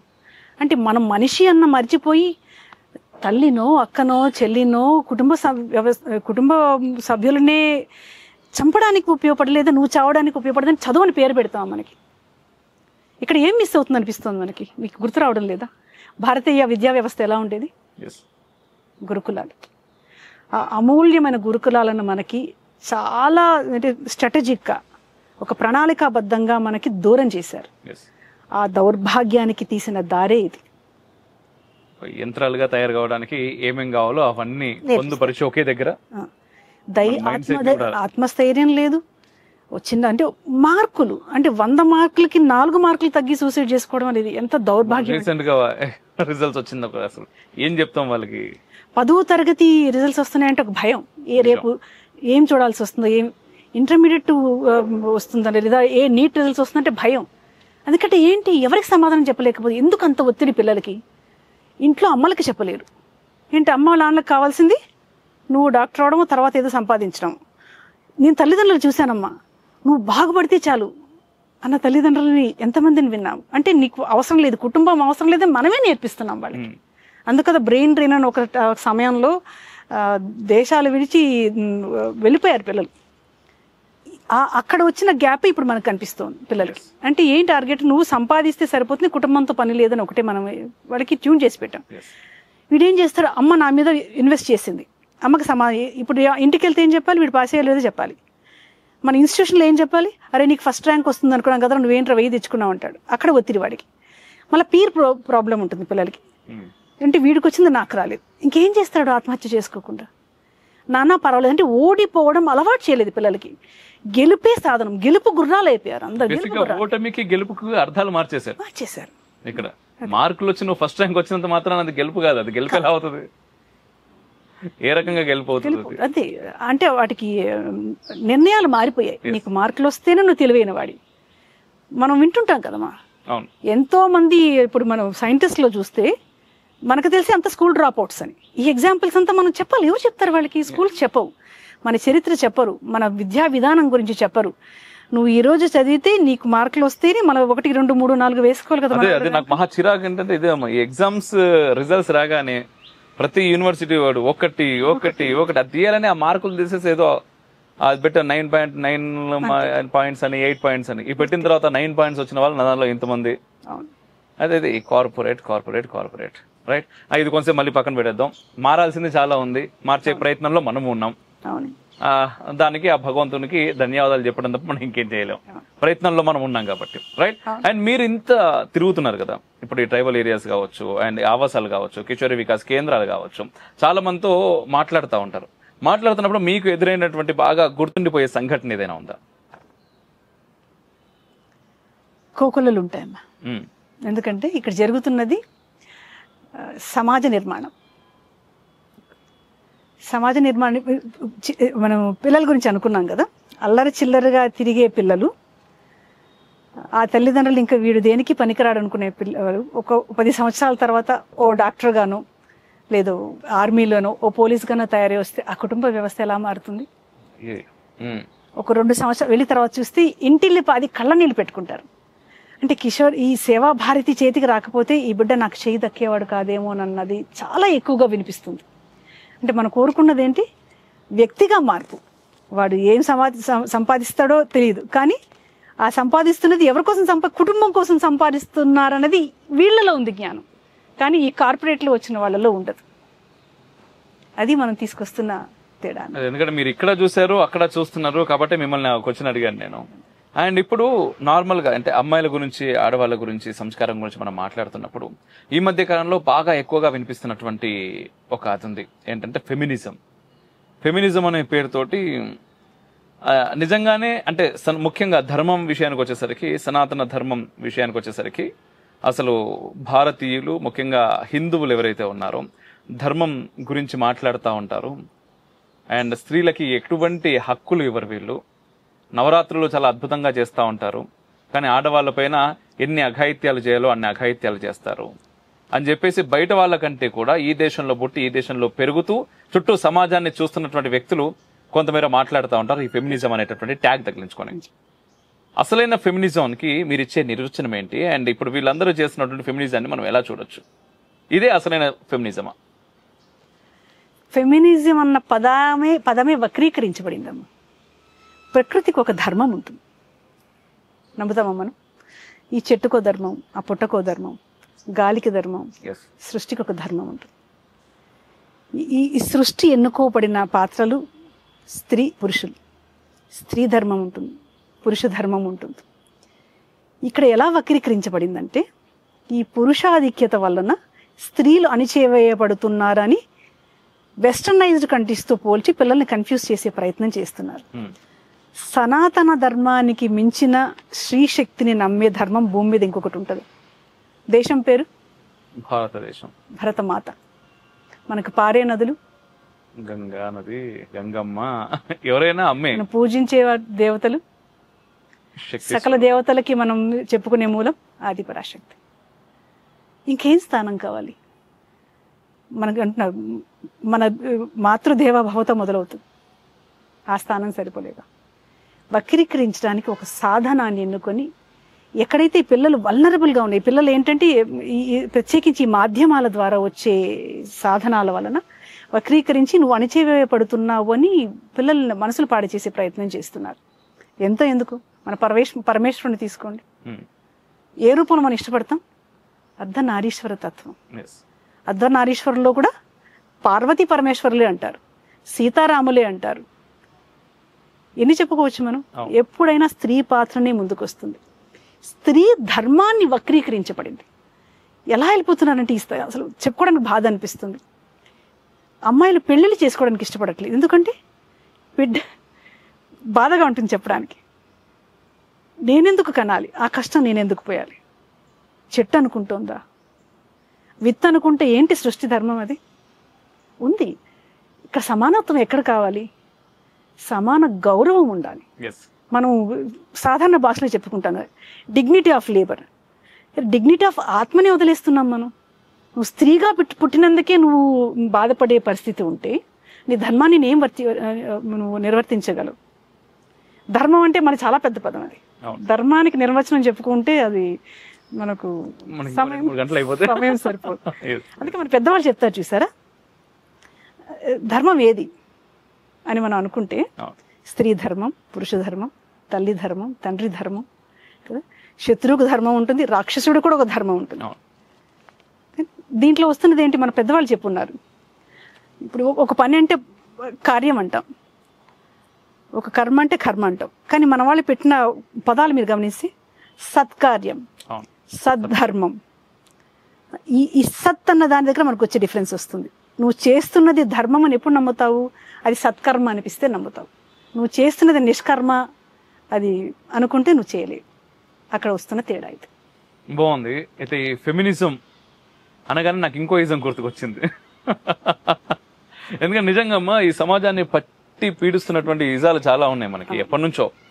కమ్యూనిజం కావచ్చు, సోషలిజం కావచ్చు, ఈ మధ్య కాలంలో వస్తున్నటువంటి ఈ ఫెమినిజం గురించి మాట్లాడుకున్నాం కాబట్టి ఇంకొక ఇజం వెస్టర్న్ నుంచి మనకి చాలా ఎక్కువగా ఈ మధ్య కాలంలో ఇంపాక్ట్ అవుతుంది. అది కూడా మన దురదృష్టవశాత్తు ఇంతకుముందు మనం మాట్లాడుకున్నటువంటి సోకాల్డ్ పెద్ద పెద్ద యూనివర్సిటీస్ లో వోకిజం అనే కాన్సెప్ట్ తో LGBT ఇంకా నానా అబ్రివేషన్స్ తీసుకొస్తారు వాళ్ళు. అసలు ఈ వోకిజాన్ని మనం ఎలా చూడొచ్చు? ఎందుకంటే స్త్రీ పురుషులు అంటే ఈక్వల్ గా ఉండాలి, జెండర్ ఈక్వాలిటీ ఉండాలి అని కొంతమేర మాట్లాడుతూ ఉంటారు. ఖచ్చితంగా అంటే ఈక్వల్ గా ఉండడానికి అర్థాలు వేరు. అది అమ్మ నాన్న ఇద్దరు సమానమే. ఖచ్చితంగా అమ్మస్థానానికి ఎక్కువ విలువ కూడా ఇస్తూ ఉంటారు. మరి దానిలో జెండర్ అంటే నాకు అమ్మని తగ్గించి నాన్నతో సమానంగా చూడాలా? పోనీ అక్కడ పోట్లాడినా బాగానే ఉంటుంది, కానీ అది పక్కన పెట్టి స్త్రీ పురుషుల మధ్య ఈక్వాలిటీ అంటే ఇది 6 సంవత్సరాలు 8 సంవత్సరాల పిల్లలకు కూడా నా జెండర్ని నేను మొగోడిగా పుట్టాను, కొద్దు నాకు అమ్మాయి ఎలా మారాలని ఉంది అంటే నువ్వు మారిపోవచ్చు. అంటే 6 నుంచి 8 సంవత్సరాలు ఉన్నటువంటి వయసు ఉన్నటువంటి పిల్లలకి ఏమర్థం అవుతుంది? వాడికి ఎంత నాలెడ్జ్ ఉంటుంది? ఇవన్నీ కూడా చాలా అఫీషియల్ గా లా కూడా రావాలి అని చెప్పేసి చాలా పెద్ద స్థాయిలో అమెరికాలో ఉద్యమంలానే జరిగింది అది. ఆ తర్వాత ఈ మధ్య ట్రంప్ వచ్చిన తర్వాత మస్క్ ట్రంప్ ఇదంతా కూడా అదేదో అణిచివేసారు అనుకోండి ఆ విషయాన్ని. కానీ అక్కడ పక్కన పెడితే భారత్ లో ఇవన్నీ ఎక్కువ అవుతున్నాయి. యూనివర్సిటీలో మనం చూస్తా ఉన్నాం, చాలా మంది మగ విద్యార్థులు లంగాలు ఓనీళ్లు కట్టుకొని లిప్స్టిక్లు పెట్టుకొని బయట తిరుగుతా ఉంటారు. అంటే దీన్ని ఎలా చూడొచ్చు ఈ ఓకిజం కాన్సెప్ట్ ని? ఎక్కడ మిస్ అవుతున్నాం? ఇది అవసరమేనా? పోనీ ఇది కూడా అవసరమా ఈ అభివృద్ధిలో భాగంగా, నాగరికతలో భాగంగా? మన ధర్మంలో లిబర్టీ ఎక్కువైపోయిందమ్మా. ప్రత్యేకించి మన సనాతన ధర్మము, భారత ధర్మంలో స్వేచ్ఛ ఎక్కువ ఇచ్చేసాం మనం. మన సాంప్రదాయాన్ని ఏమంటాం మనం? సనాతన ధర్మం అంటాం. ధర్మపరంగా నడిచి అంటే జీవిత విధానం ఇలా ఉండాలని ఏర్పరచుకున్న ధర్మం అనేది. అంటే ఏదైనా ఒక పుస్తకాన్ని అనుసరించు, లేదా ఒక వ్యక్తను వాళ్ళని అనుసరించు, ఒక వ్యక్తి ఫార్ములేట్ చేసిన దాన్ని మతం అంటాము. ఇక్కడ వస్తున్న కన్ఫ్యూషన్, మతానికి ధర్మానికి చాలా కన్ఫ్యూషన్ క్రియేట్ చేశారు మన. మతం ఏమంటది? నువ్వు ఇలానే ఉండాలి, దీన్ని దాటి వెళ్తే నువ్వు దీనికి సరిపడవు, కాఫీర్లు అంటారు. ఇది కాని వాడందరూ కాఫీర్లు అంటారు. సో ఇదే ధర్మము, ఇదే పాటించాలని. కానీ మన సనాతనం ఏం చేసింది? దీంట్లో సనాతనం నిత్య నూతనం అంటాం మనం. ఎందుకని అంటే కాలధర్మంలో వస్తున్న మార్పుల ప్రకారం నువ్వు మలచుకోవాలి అన్న చేసిన ధర్మాన్ని వక్రీకరించి ఓవర్ లిబరలిజం అయిపోయింది. అది అంటే ఎలా కావాలంటే అలా వాడుకునే పరిస్థితికి ధర్మాన్ని తీసుకెళ్ళిపోతున్నారు. అంటే ఇది ధర్మం ఇచ్చిన వెసులుబాటుని అది ఇలా వాడుకోవడం జరుగుతుంది, వాడుకునేలాగా చేస్తున్నారని చెప్పచ్చు. ఎందుకంటే ఈ పిల్లలకి మనం అనుకున్నాం, ఇప్పటిదాకా అనుకున్నది ఏంటి? కుటుంబ వ్యవస్థ లేదు. ఇది మంచి, ఇది చెడు అని చెప్పే పెద్దలు ఇంట్లో లేరు. ఇంట్లో చెప్పరు, స్కూల్లో చెప్పరు, కాలేజీలో చెప్పరు, సమాజంలో చెప్పరు. మరి వీళ్ళకి ఎవరు role models? Media, cinema, celebrities. ఈ పిల్లలకి గమనించాల్సింది ఏంటంటే ఈ జనరేషన్ మిస్ అవుతున్న ఒక ఫ్యాక్టర్ అమ్మా నాకు ఇప్పుడు అనిపించిన మాట. ఈ మీడియాలో కానీ సినిమాల్లో చేస్తున్నది ఏంటి? వాళ్ళు నటన. వీళ్ళు ఎవరైతే హీరోలుగా అనుకుంటున్నారో, హీరోయిన్లుగా అనుకుంటున్నారో, వాస్తవిక జీవితంలో నిజంగా వాళ్ళు ఇలానే ఉంటున్నారా? అంటే రోడ్ల మీద పడి చొక్కాలు చింపేసుకొని దొరికిన వాళ్ళని నరికేసుకుంటూ వెళ్ళిపోతున్నాడా నీ హీరో? లేదా నువ్వు అనుకుంటున్నట్టుగా నువ్వు ఏదైతే మారాలనుకుంటా అంటే నువ్వు ఆ క్యారెక్టర్ని చూసి దాన్ని ఐడియలిజం తీసుకుంటున్నావు. నిజంగా నువ్వు హీరోయిజం తీసుకోవాలంటే ఆ హీరో నిజ పాత్రలో, వాడు జీవిస్తున్న పాత్రలో ఎందుకు నువ్వు హీరోయిజం తీసుకోలేకపోతున్నావు? అంటే నటనకి వాస్తవానికి తేడా తెలియని మానసిక స్థాయిలో పిల్లలు ఉన్నారు ఇప్పుడు. వాళ్ళు ఏదైతే నటిస్తున్నారో అంటే ఏమంటారు, వ్యక్తి పూజ. ఆ వ్యక్తి పూజ మాయలో పడి ఆ నటనని వీళ్ళు నిజం అనుకుంటున్నారు. నిజం అనుకుని ఆ వెస్టర్నైజ్డ్, అంటే నేను ఎంత వెస్టర్నైజ్డ్ అయితే నేను అంత గొప్ప అనుకునే మానసిక స్థాయి అనుకున్నా కదా. భాష నేను తెలుగు భాష మాట్లాడకపోతే నేను గొప్ప, నేను నా బట్టలు మార్చుకుంటే నేను వేసుకొని అంటే సాంప్రదాయబద్ధంగా వేసుకోకపోతే గొప్ప. ఈ గొప్ప ఎక్కడికి వెళ్ళిపోయింది అంటే తన ఐడెంటిటీని కూడా వదులుకునే స్థాయికి మానసిక స్థాయి దిగిపోయింది. ఇదే ప్రకృతి చేస్తే, ప్రకృతికి ధర్మం ఉంది కదా, మనం ధర్మం అనుకున్నాం కదా.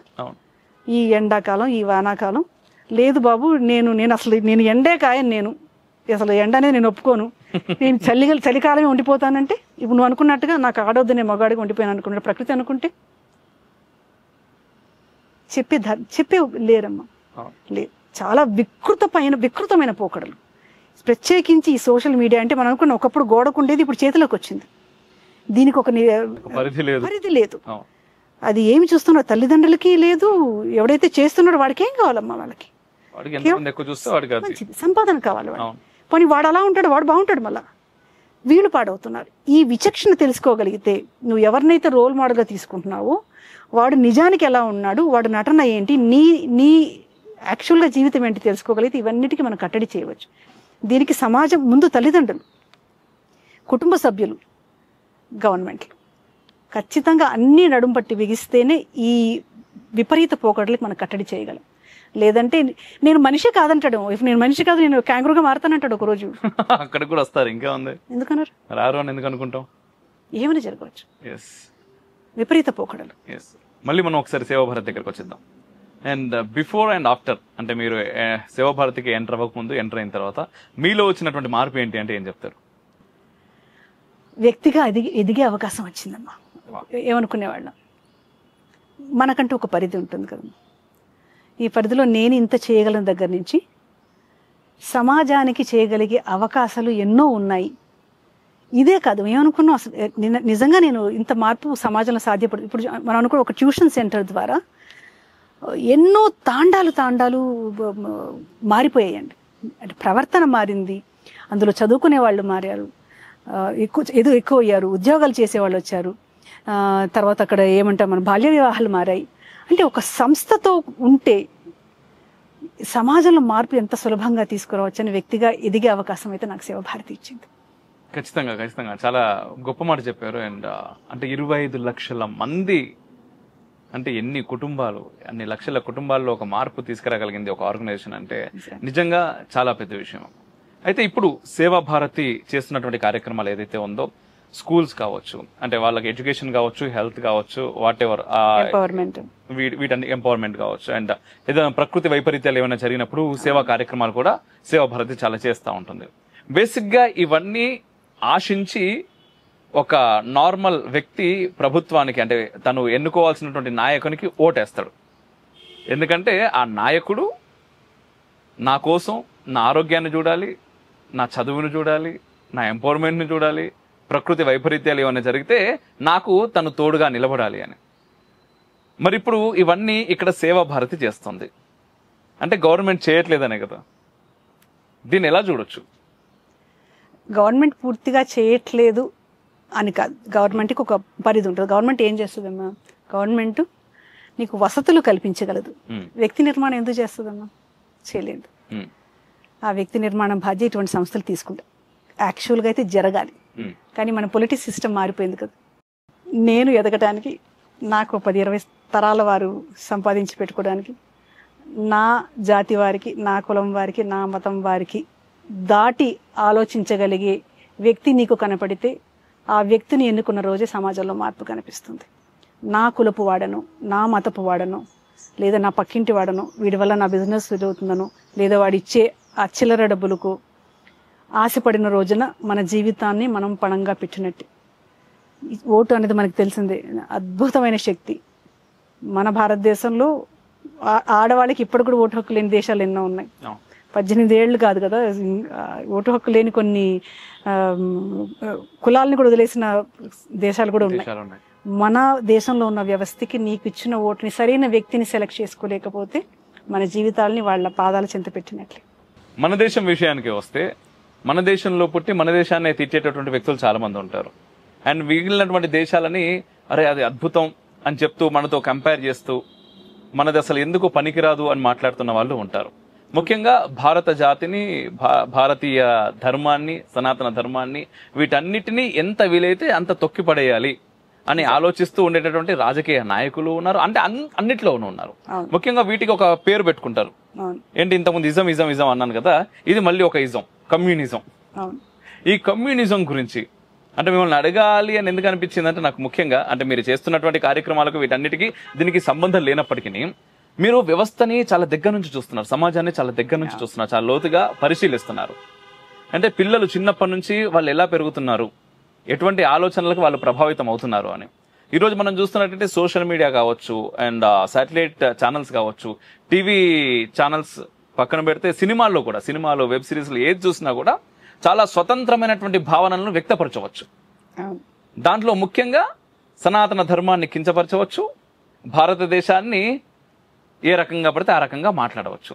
అటువంటి స్వేచ్ఛ హక్కు, భావ ప్రకటన హక్కు మన వాళ్ళకు ఉన్నది. సో దీన్ని మనం ఎలా చూడొచ్చు అట్లా తయారవుతున్నటువంటి వాళ్ళని? సో ఒక పోలిక చెప్పుకుందాం మనం, ప్లీజ్. ఇప్పుడు మనం ఒక కుటుంబం ఉన్నామమ్మా. కుటుంబంలో కుటుంబ పెద్దకు ఉన్న వాళ్ళకు సమస్య వచ్చింది అనుకుంటాం. మనం మన సమస్య మనం తీసుకుంటామా, తీసుకెళ్ళి పక్కింట్లో పెడతామా? మన సమస్య మనం తీసుకుంటాం. కానీ అలా ఉండదుగా. ఇక్కడ నా ఇల్లు ఇలాంటిది అంటే నా దేశం ఇలాంటిది అన్న కోవకు చెందిన వాళ్ళు వీళ్ళు. అంటే నువ్వు పుట్టిన ఇల్లు, నువ్వు పెరిగిన ఇల్లు, నువ్వు ఇక్కడ బతుకుతున్న ఇంటిని వదిలి పక్కింటిని మెచ్చుకున్నట్టే కదా భారతదేశం అని ఇల్లు కదా. ఏం చెప్తాం వాళ్ళ మానసిక స్థాయిని? ఏం చెప్తాం? నిన్ను ద్వేషించుకుంటూ, నువ్వు పుట్టిన ఇల్లుని, నీ తల్లిని నువ్వు ద్వేషించుకుంటూ ఎవరో వచ్చి నీ సమస్యని నువ్వు వినున్నాం, మనం గురించి ఉదాహరణ చెప్పుకోకూడదు. నా దేశానికి రండి, ఈ సమస్యలు ఉన్నాయి, మీరు వచ్చి దీన్ని వేరే దేశాల్లోకి వెళ్ళి కంప్లైంట్ ఇస్తూ ఉంటారు నాయకులు. మళ్ళీ రండి, మాకు సమస్యలు ఉన్నాయి, మాకు దిశానిర్దేశం చేయండి. అంతకన్నా దౌర్భాగ్య పరిస్థితి మానసిక స్థాయి ఇంకేమన్నా ఉంటుందా? చివరికి మన ఆర్మీ పర్సన్స్ వెళ్ళి పాకిస్తాన్ పైన యుద్ధం చేస్తే సాక్ష్యాలు చూపించండి అని చెప్పేసి అడుగుతున్నటువంటి నాయకులు కూడా మన కళ్ళ ముందు కనిపిస్తా ఉన్నారు. ఇక్కడ ఆశ్చర్యం కలిగించేది ఏంటంటే ప్రజలు ఎందుకు ఆలోచించలేకపోతున్నారు అంటే, నీ పుట్టిన దేశం మీదనే నువ్వు భక్తి లేని వాడివి, పరాయి దేశం మీద భక్తి చూపిస్తున్నా అంటే మనకి ఇక్కడ అర్థం చేసుకునే పరిస్థితి ఉండాలి కదా. ఇక్కడ ఏంటంటే యాక్చువల్గా అర్థం అవుతుందమ్మా ప్రజలకి, కాకపోతే ప్రజలు చాలా తెలివైన వాళ్ళు అయిపోయారు. ఇక్కడ నేను అన్న పదార్థం ఉంటుంది కదా, నా కులమో నా మతమో ఇక్కడ బాగా ఎక్కువ పని చేస్తుందని. కానీ అవకాశం వచ్చినప్పుడు ఖచ్చితంగా ప్రజల నుంచి స్పందన వస్తుంది. అండ్ స్కూల్ ఎడ్యుకేషన్ లో, ఎందుకంటే మీరు స్కూల్స్ కూడా ఇవన్నీ తిరుగుతున్నారు, విద్యార్థులతో మాట్లాడుతున్నారు కాబట్టి స్కూల్ ఎడ్యుకేషన్ సిస్టమ్ లోకి ఏవి ఇంకా యాడ్ చేస్తే బాగుంటుంది అనిపిస్తా ఉంది పిల్లలకి ముఖ్యంగా? నిజం మాట్లాడాలంటే మన గురుకుల వ్యవస్థ మనకి తిరిగి రావాలి.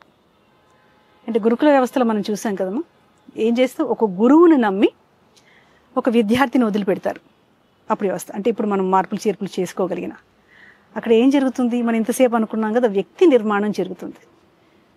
గురువు దగ్గర చదువుకున్న వాళ్ళు దేశాన్ని పాలించలేదా, లోకాలను పాలించిన వాళ్ళు చూసాం మనం.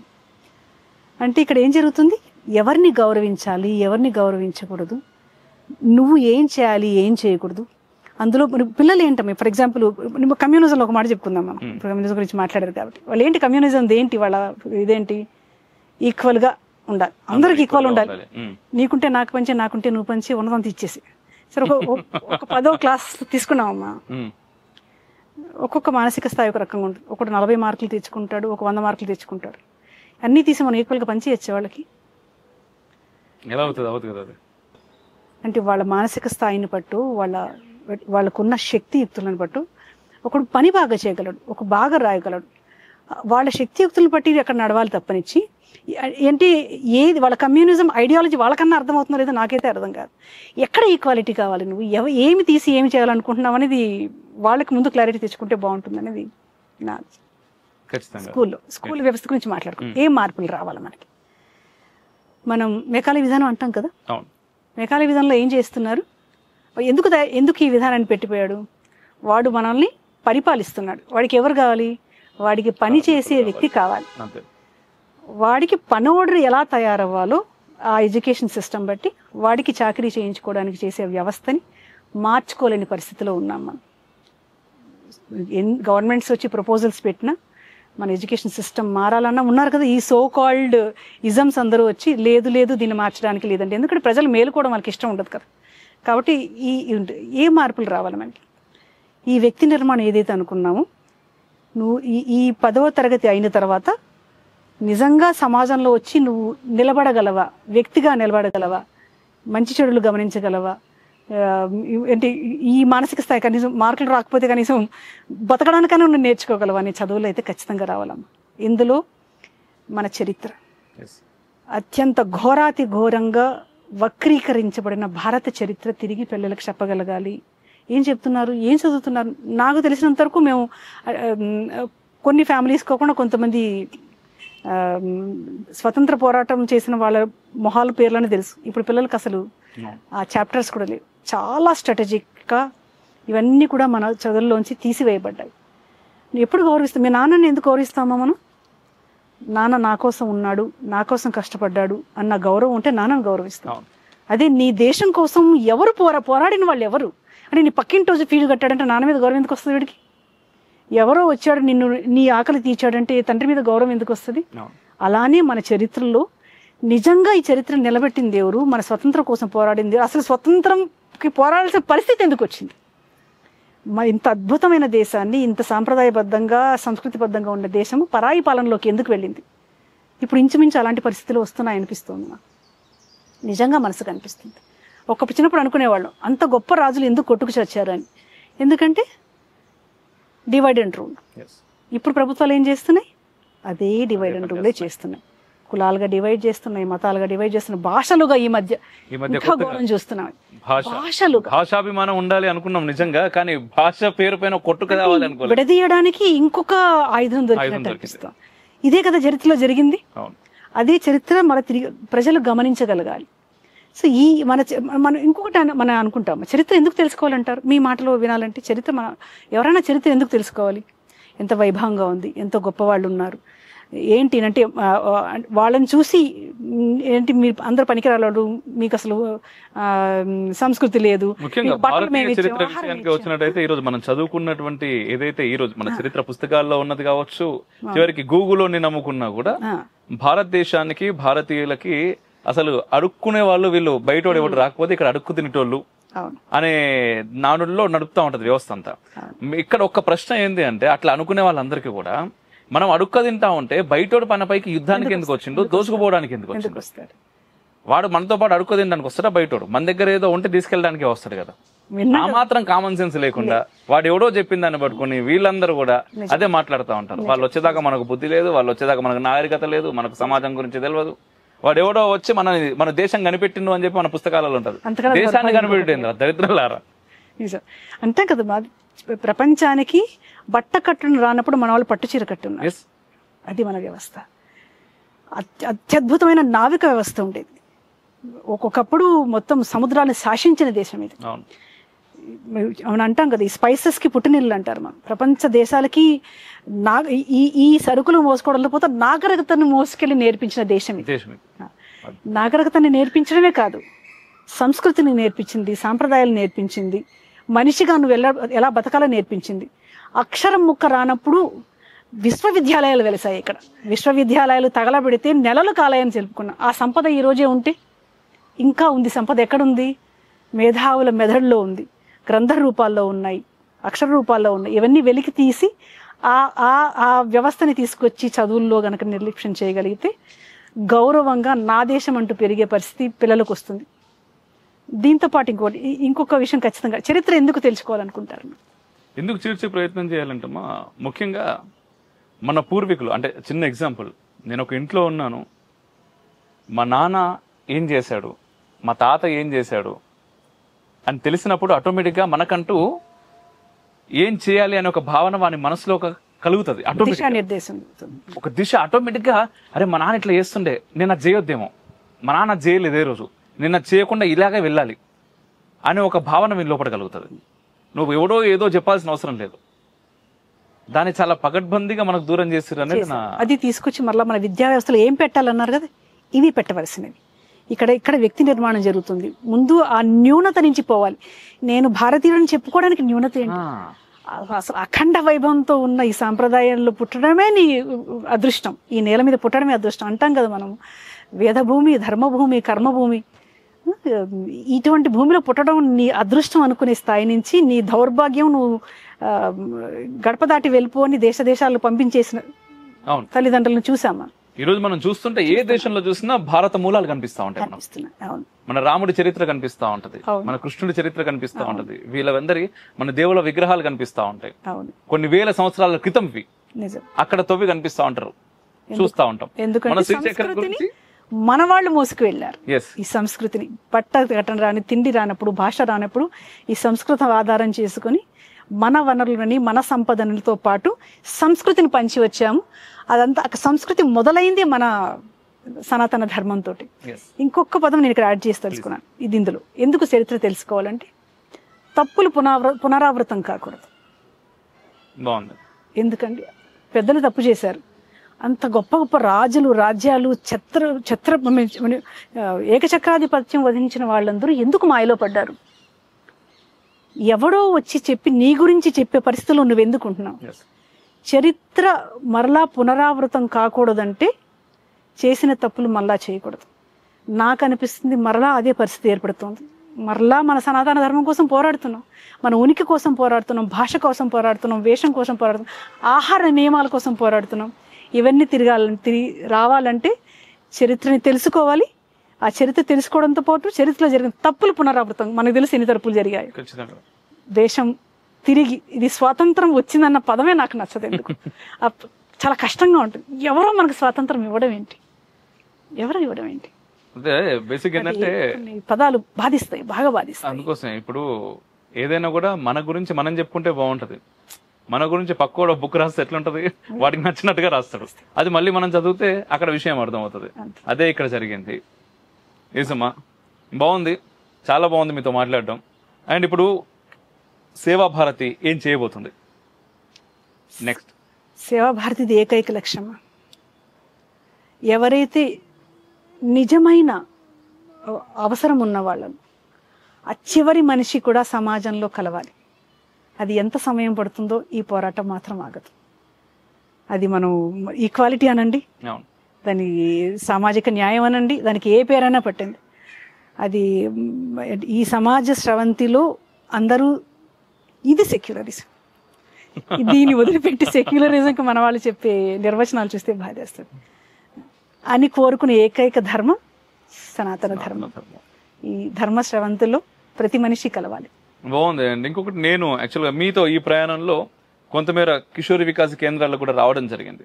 వచ్చినప్పుడు అక్కడ చెప్తున్నటువంటి మాటలు నిజంగా మీరు ఏదైతే చెప్తున్నారో, అంటే మన ఎడ్యుకేషన్ సిస్టంలోకి ఏవి వెళ్తే బాగుంటుందో అండ్ మన అసలైన చరిత్రని ఏ విధంగా చెప్తే బాగుంటుందో అదంతా కూడా ట్యూషన్స్ లో వాళ్ళు చెప్పడం, ఆ అక్క అనే క్యారెక్టర్ ఏవైతున్నారో ఆ అక్కలు చెప్పడం చాలా చాలా చాలా అద్భుతంగా అనిపించింది. భజనల రూపంలో, పాటల రూపంలో, ఎంటర్టైన్ చేస్తూ వాళ్ళకి నాటకాల రూపంలో చాలా అద్భుతంగా చేస్తున్నారు, చాలా అద్భుతాలు చేస్తున్నారు. అలాంటి ఒక క్లిప్ కూడా మీకు నేను ఇప్పుడు చూపిస్తా.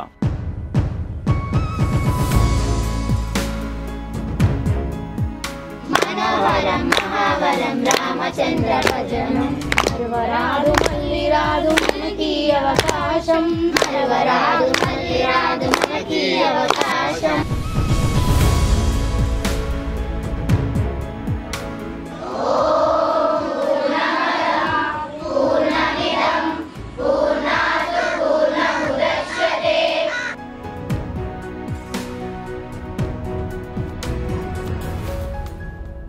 యజమా, అయితే ఫైనల్ గా ఇంకొక ప్రశ్న ఉంది నా దగ్గర.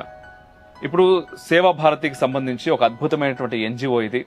కొన్ని లక్షల మందిని ఇన్ఫ్లుయెన్స్ చేస్తుంది, అట్ ది సేమ్ టైం కొన్ని లక్షల కుటుంబాలకు సహాయం చేస్తుంది, వాళ్ళని నిలబెడుతుంది అన్ని రకాలుగా. వాళ్ళ స్కిల్ డెవలప్మెంట్ కావచ్చు, హెల్త్ కావచ్చు, అండ్ ఎంపవర్మెంట్ కావచ్చు, వాట్ ఎవర్. ఇంతకుముందు ప్రకృతి వైపరీత్యాలు ఏమైనా జరిగినప్పుడు వాళ్ళకు నేనున్నా అంటూ నిలబడడం కావచ్చు, ఇవన్నీ చేస్తుంది అని చెప్పేసి. కానీ అట్ ది సేమ్ టైం దీనిపైన ఒక చిన్న, ఇదేంటి కేవలం హిందువులకు సంబంధించిందే ఇది అనేటటువంటి ఒక అపవాదం కూడా అక్కడక్కడ వినిపిస్తూ ఉంటుంది. దీన్ని అపవాదగా తీసుకోవచ్చా, గౌరవంగా తీసుకోవచ్చా, కేవలం హిందువుల కోసమే పనిచేస్తుందా, ఏంటిది సేవాభారతికి? సేవాభారతిని చూడాలంటే సేవాభారతితో కలిసి నడవాలి. ఓకే, ఇది సమాజంలో ఎవరికి అవసరం ఉందో వారిని సమాజంలో చేర్చే ఒక ప్రయత్నం. దీనికి కులాలు, మతాలు ఏవి అడ్డు కావు. అన్ని మతాల వారు, అన్ని కులాల వారు ఇందులో లబ్ధి పొందుతున్నారు. అది ఎలా తెలుస్తుంది? వచ్చి మాతో పనిచేస్తే తెలుస్తుంది. ఇది ఏ ధర్మానికి సంబంధించింది? ఏకైక ధర్మం, మానవ ధర్మం కోసం పనిచేసేది. సర్వే జన సుఖినో భవంతు. బాగుంది, చాలా బాగుంది. అయితే ఫైనల్ గా మనం ఇంటర్వ్యూని ఎండ్ చేయబోయే ముందు, మీరు చాలా అద్భుతంగా పాడతారు నాకు తెలుసు పర్సనల్ గా. సో ఒక అద్భుతమైనటువంటి ఇది ఎక్స్పెక్ట్ చేయలేదు పాటతో ఎండ్ చేద్దాం. నా ఆత్మతో కనెక్ట్ అయ్యే 3 అంశాలు ఉన్నాయమ్మా. ప్లీజ్. ధర్మం, ధర్మమే దైవం, దైవమే కాలం, ఇంకొకటి దేశం, ఇంకొకటి ప్రకృతి. సో ఎక్కడ ఈ 3 మీద పాట కానీ మాట కానీ వినిపించినా చాలా చక్కగా కరెక్ట్ అవుతాను. సో అన్నిటికన్నా అద్భుతంగా సేవాభారతి పనిచేస్తున్నది, రిఫ్లెక్షన్ భారత్ పనిచేస్తున్నది భారతి. కాబట్టి భారతి మీద ఒక 4 మాటలు పాడుకునే ప్రయత్నం చేస్తాం. నేను సింగర్ని కాను, క్షమించాలి. వందనీయ జననీ ఓ భారతావని, महिमान्वित तरणि सौभाग्य जीवनी, वंदनीय जननी वो भारतावनी, महिमान्वित तरणि सौभाग्य जीवनी, వేలవత్సరాల చరిత ఉన్న తల్లి నీవు, బాదరాయణాది ఋషుల భారతివైనావు, వేద జ్ఞాన వారధై సాధనాల సారథై, వేద జ్ఞాన వారధై సాధనాల సారథై, పరిశోధన ఫలములన్నీ జగతికిచ్చినావు. వందనీయ జననీ ఓ భారతావని, మహిమాన్విత తరణి సౌభాగ్య జీవని. పరవనితను తల్లిగా భావించాలను పద్ధతి, ప్రతి జీవిలో పరమాత్ముని కాంచుటలో సద్గతి. చూపించిన రీతి బోధించిన నీతి, చూపించిన రీతి బోధించిన నీతి. ఎన్ని యుగాలైనా గాని మారదు ఈ సంస్కృతి. వందనీయ జననీ ఓ భారతావని, మహిమాన్విత తరణి సౌభాగ్య జీవని. పాములను పూజించి పాలోసిన దేశం, సుఖశాంతులకిది ధామం సద్గుణాల సంద్రం. సత్యం నీ వదనం సహనం ఆభరణం, సత్యం నీ వదనం సహనం ఆభరణం. హైందవ జీవన సారం ధర్మమే ఆధారం. వందనీయ జననీ ఓ భారతావని, మహిమాన్విత తరణి సౌభాగ్య జీవని. వందనీయ జననీ ఓ భారతావని, మహిమాన్విత తరణి సౌభాగ్య జీవని.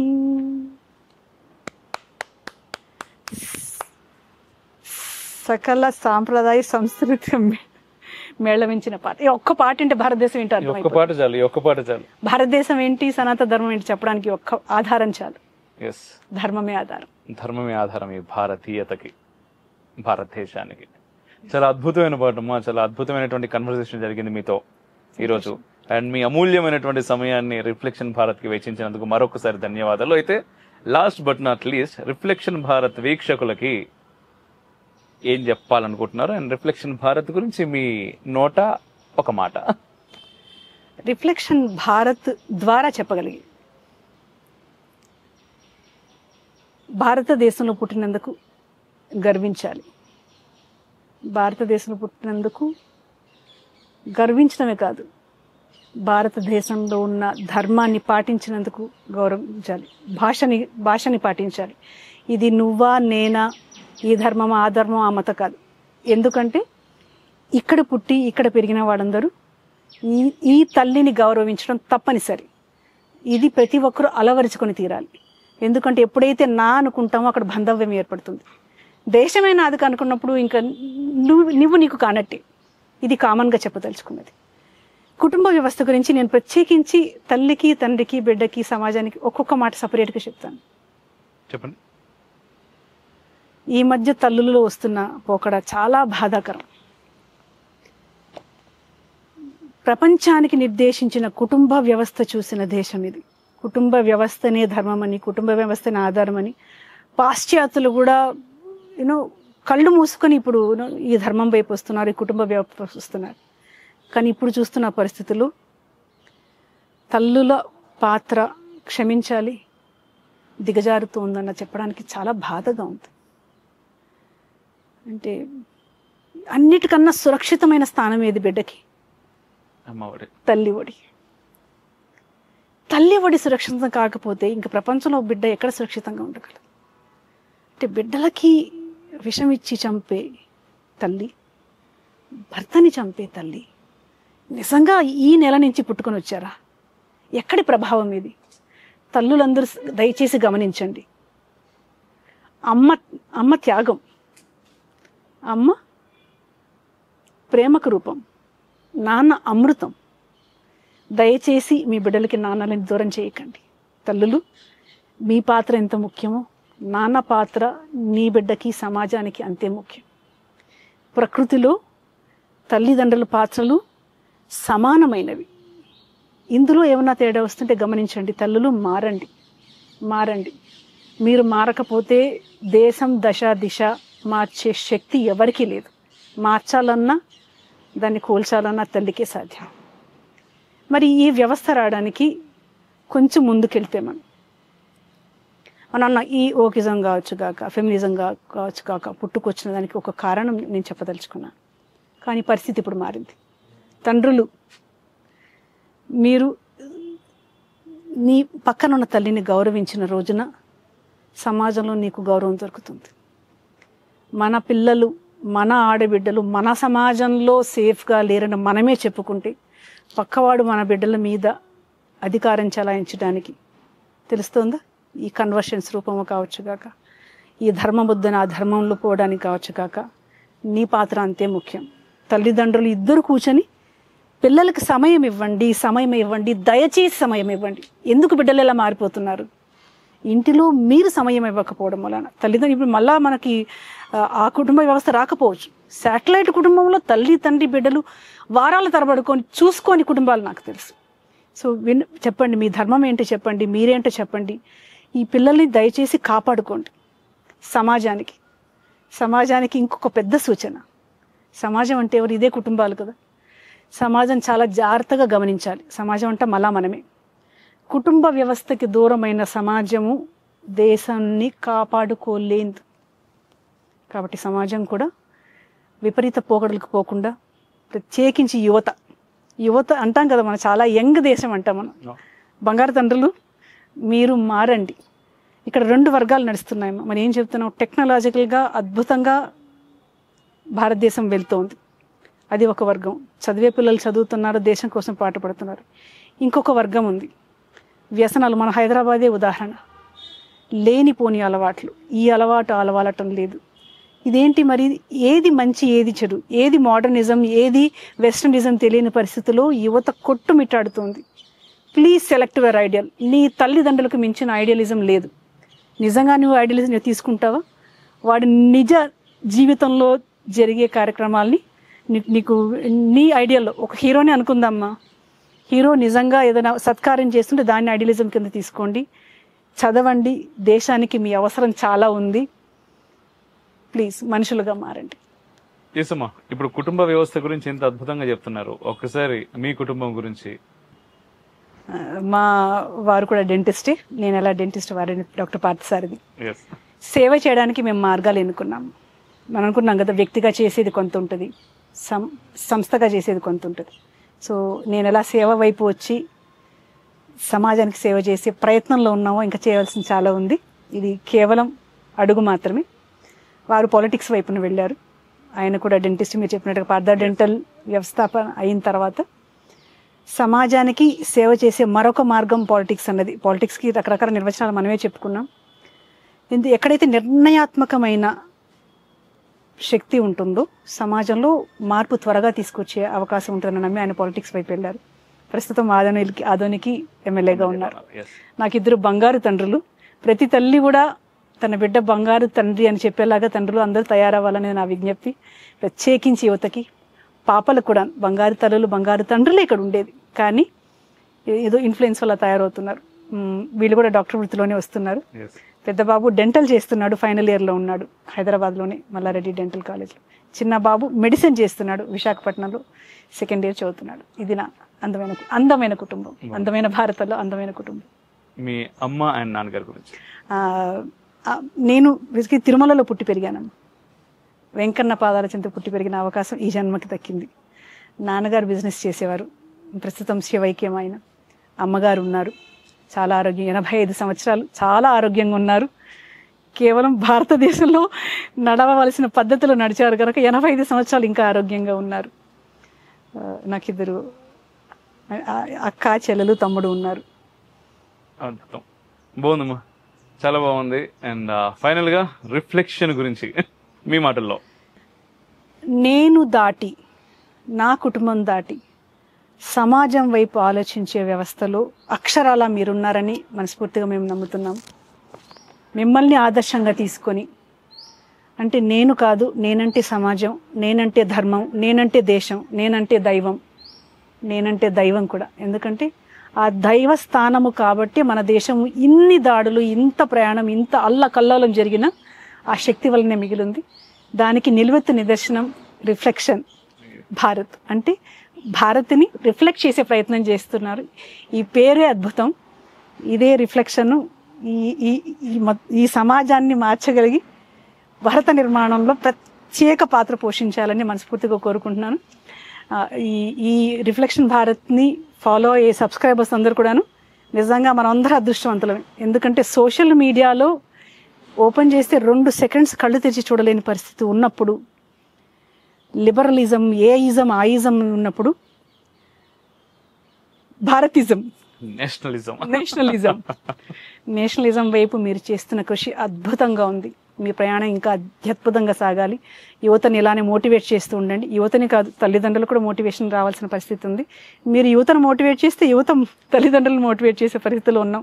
ఇంతకుముందు అనుకున్నాం కదా, పరిస్థితులు మారాలి, నా దేశ వైభవం తిరిగి రావాలి, అందులో మీరు ప్రత్యేక స్థానం పోషించాలి. ధన్యవాదాలు. థ్యాంక్ యూ వెరీ మచ్ మా. అండ్ చాలా అద్భుతంగా చెప్పారు రిఫ్లెక్షన్ భారత్ గురించి కూడా.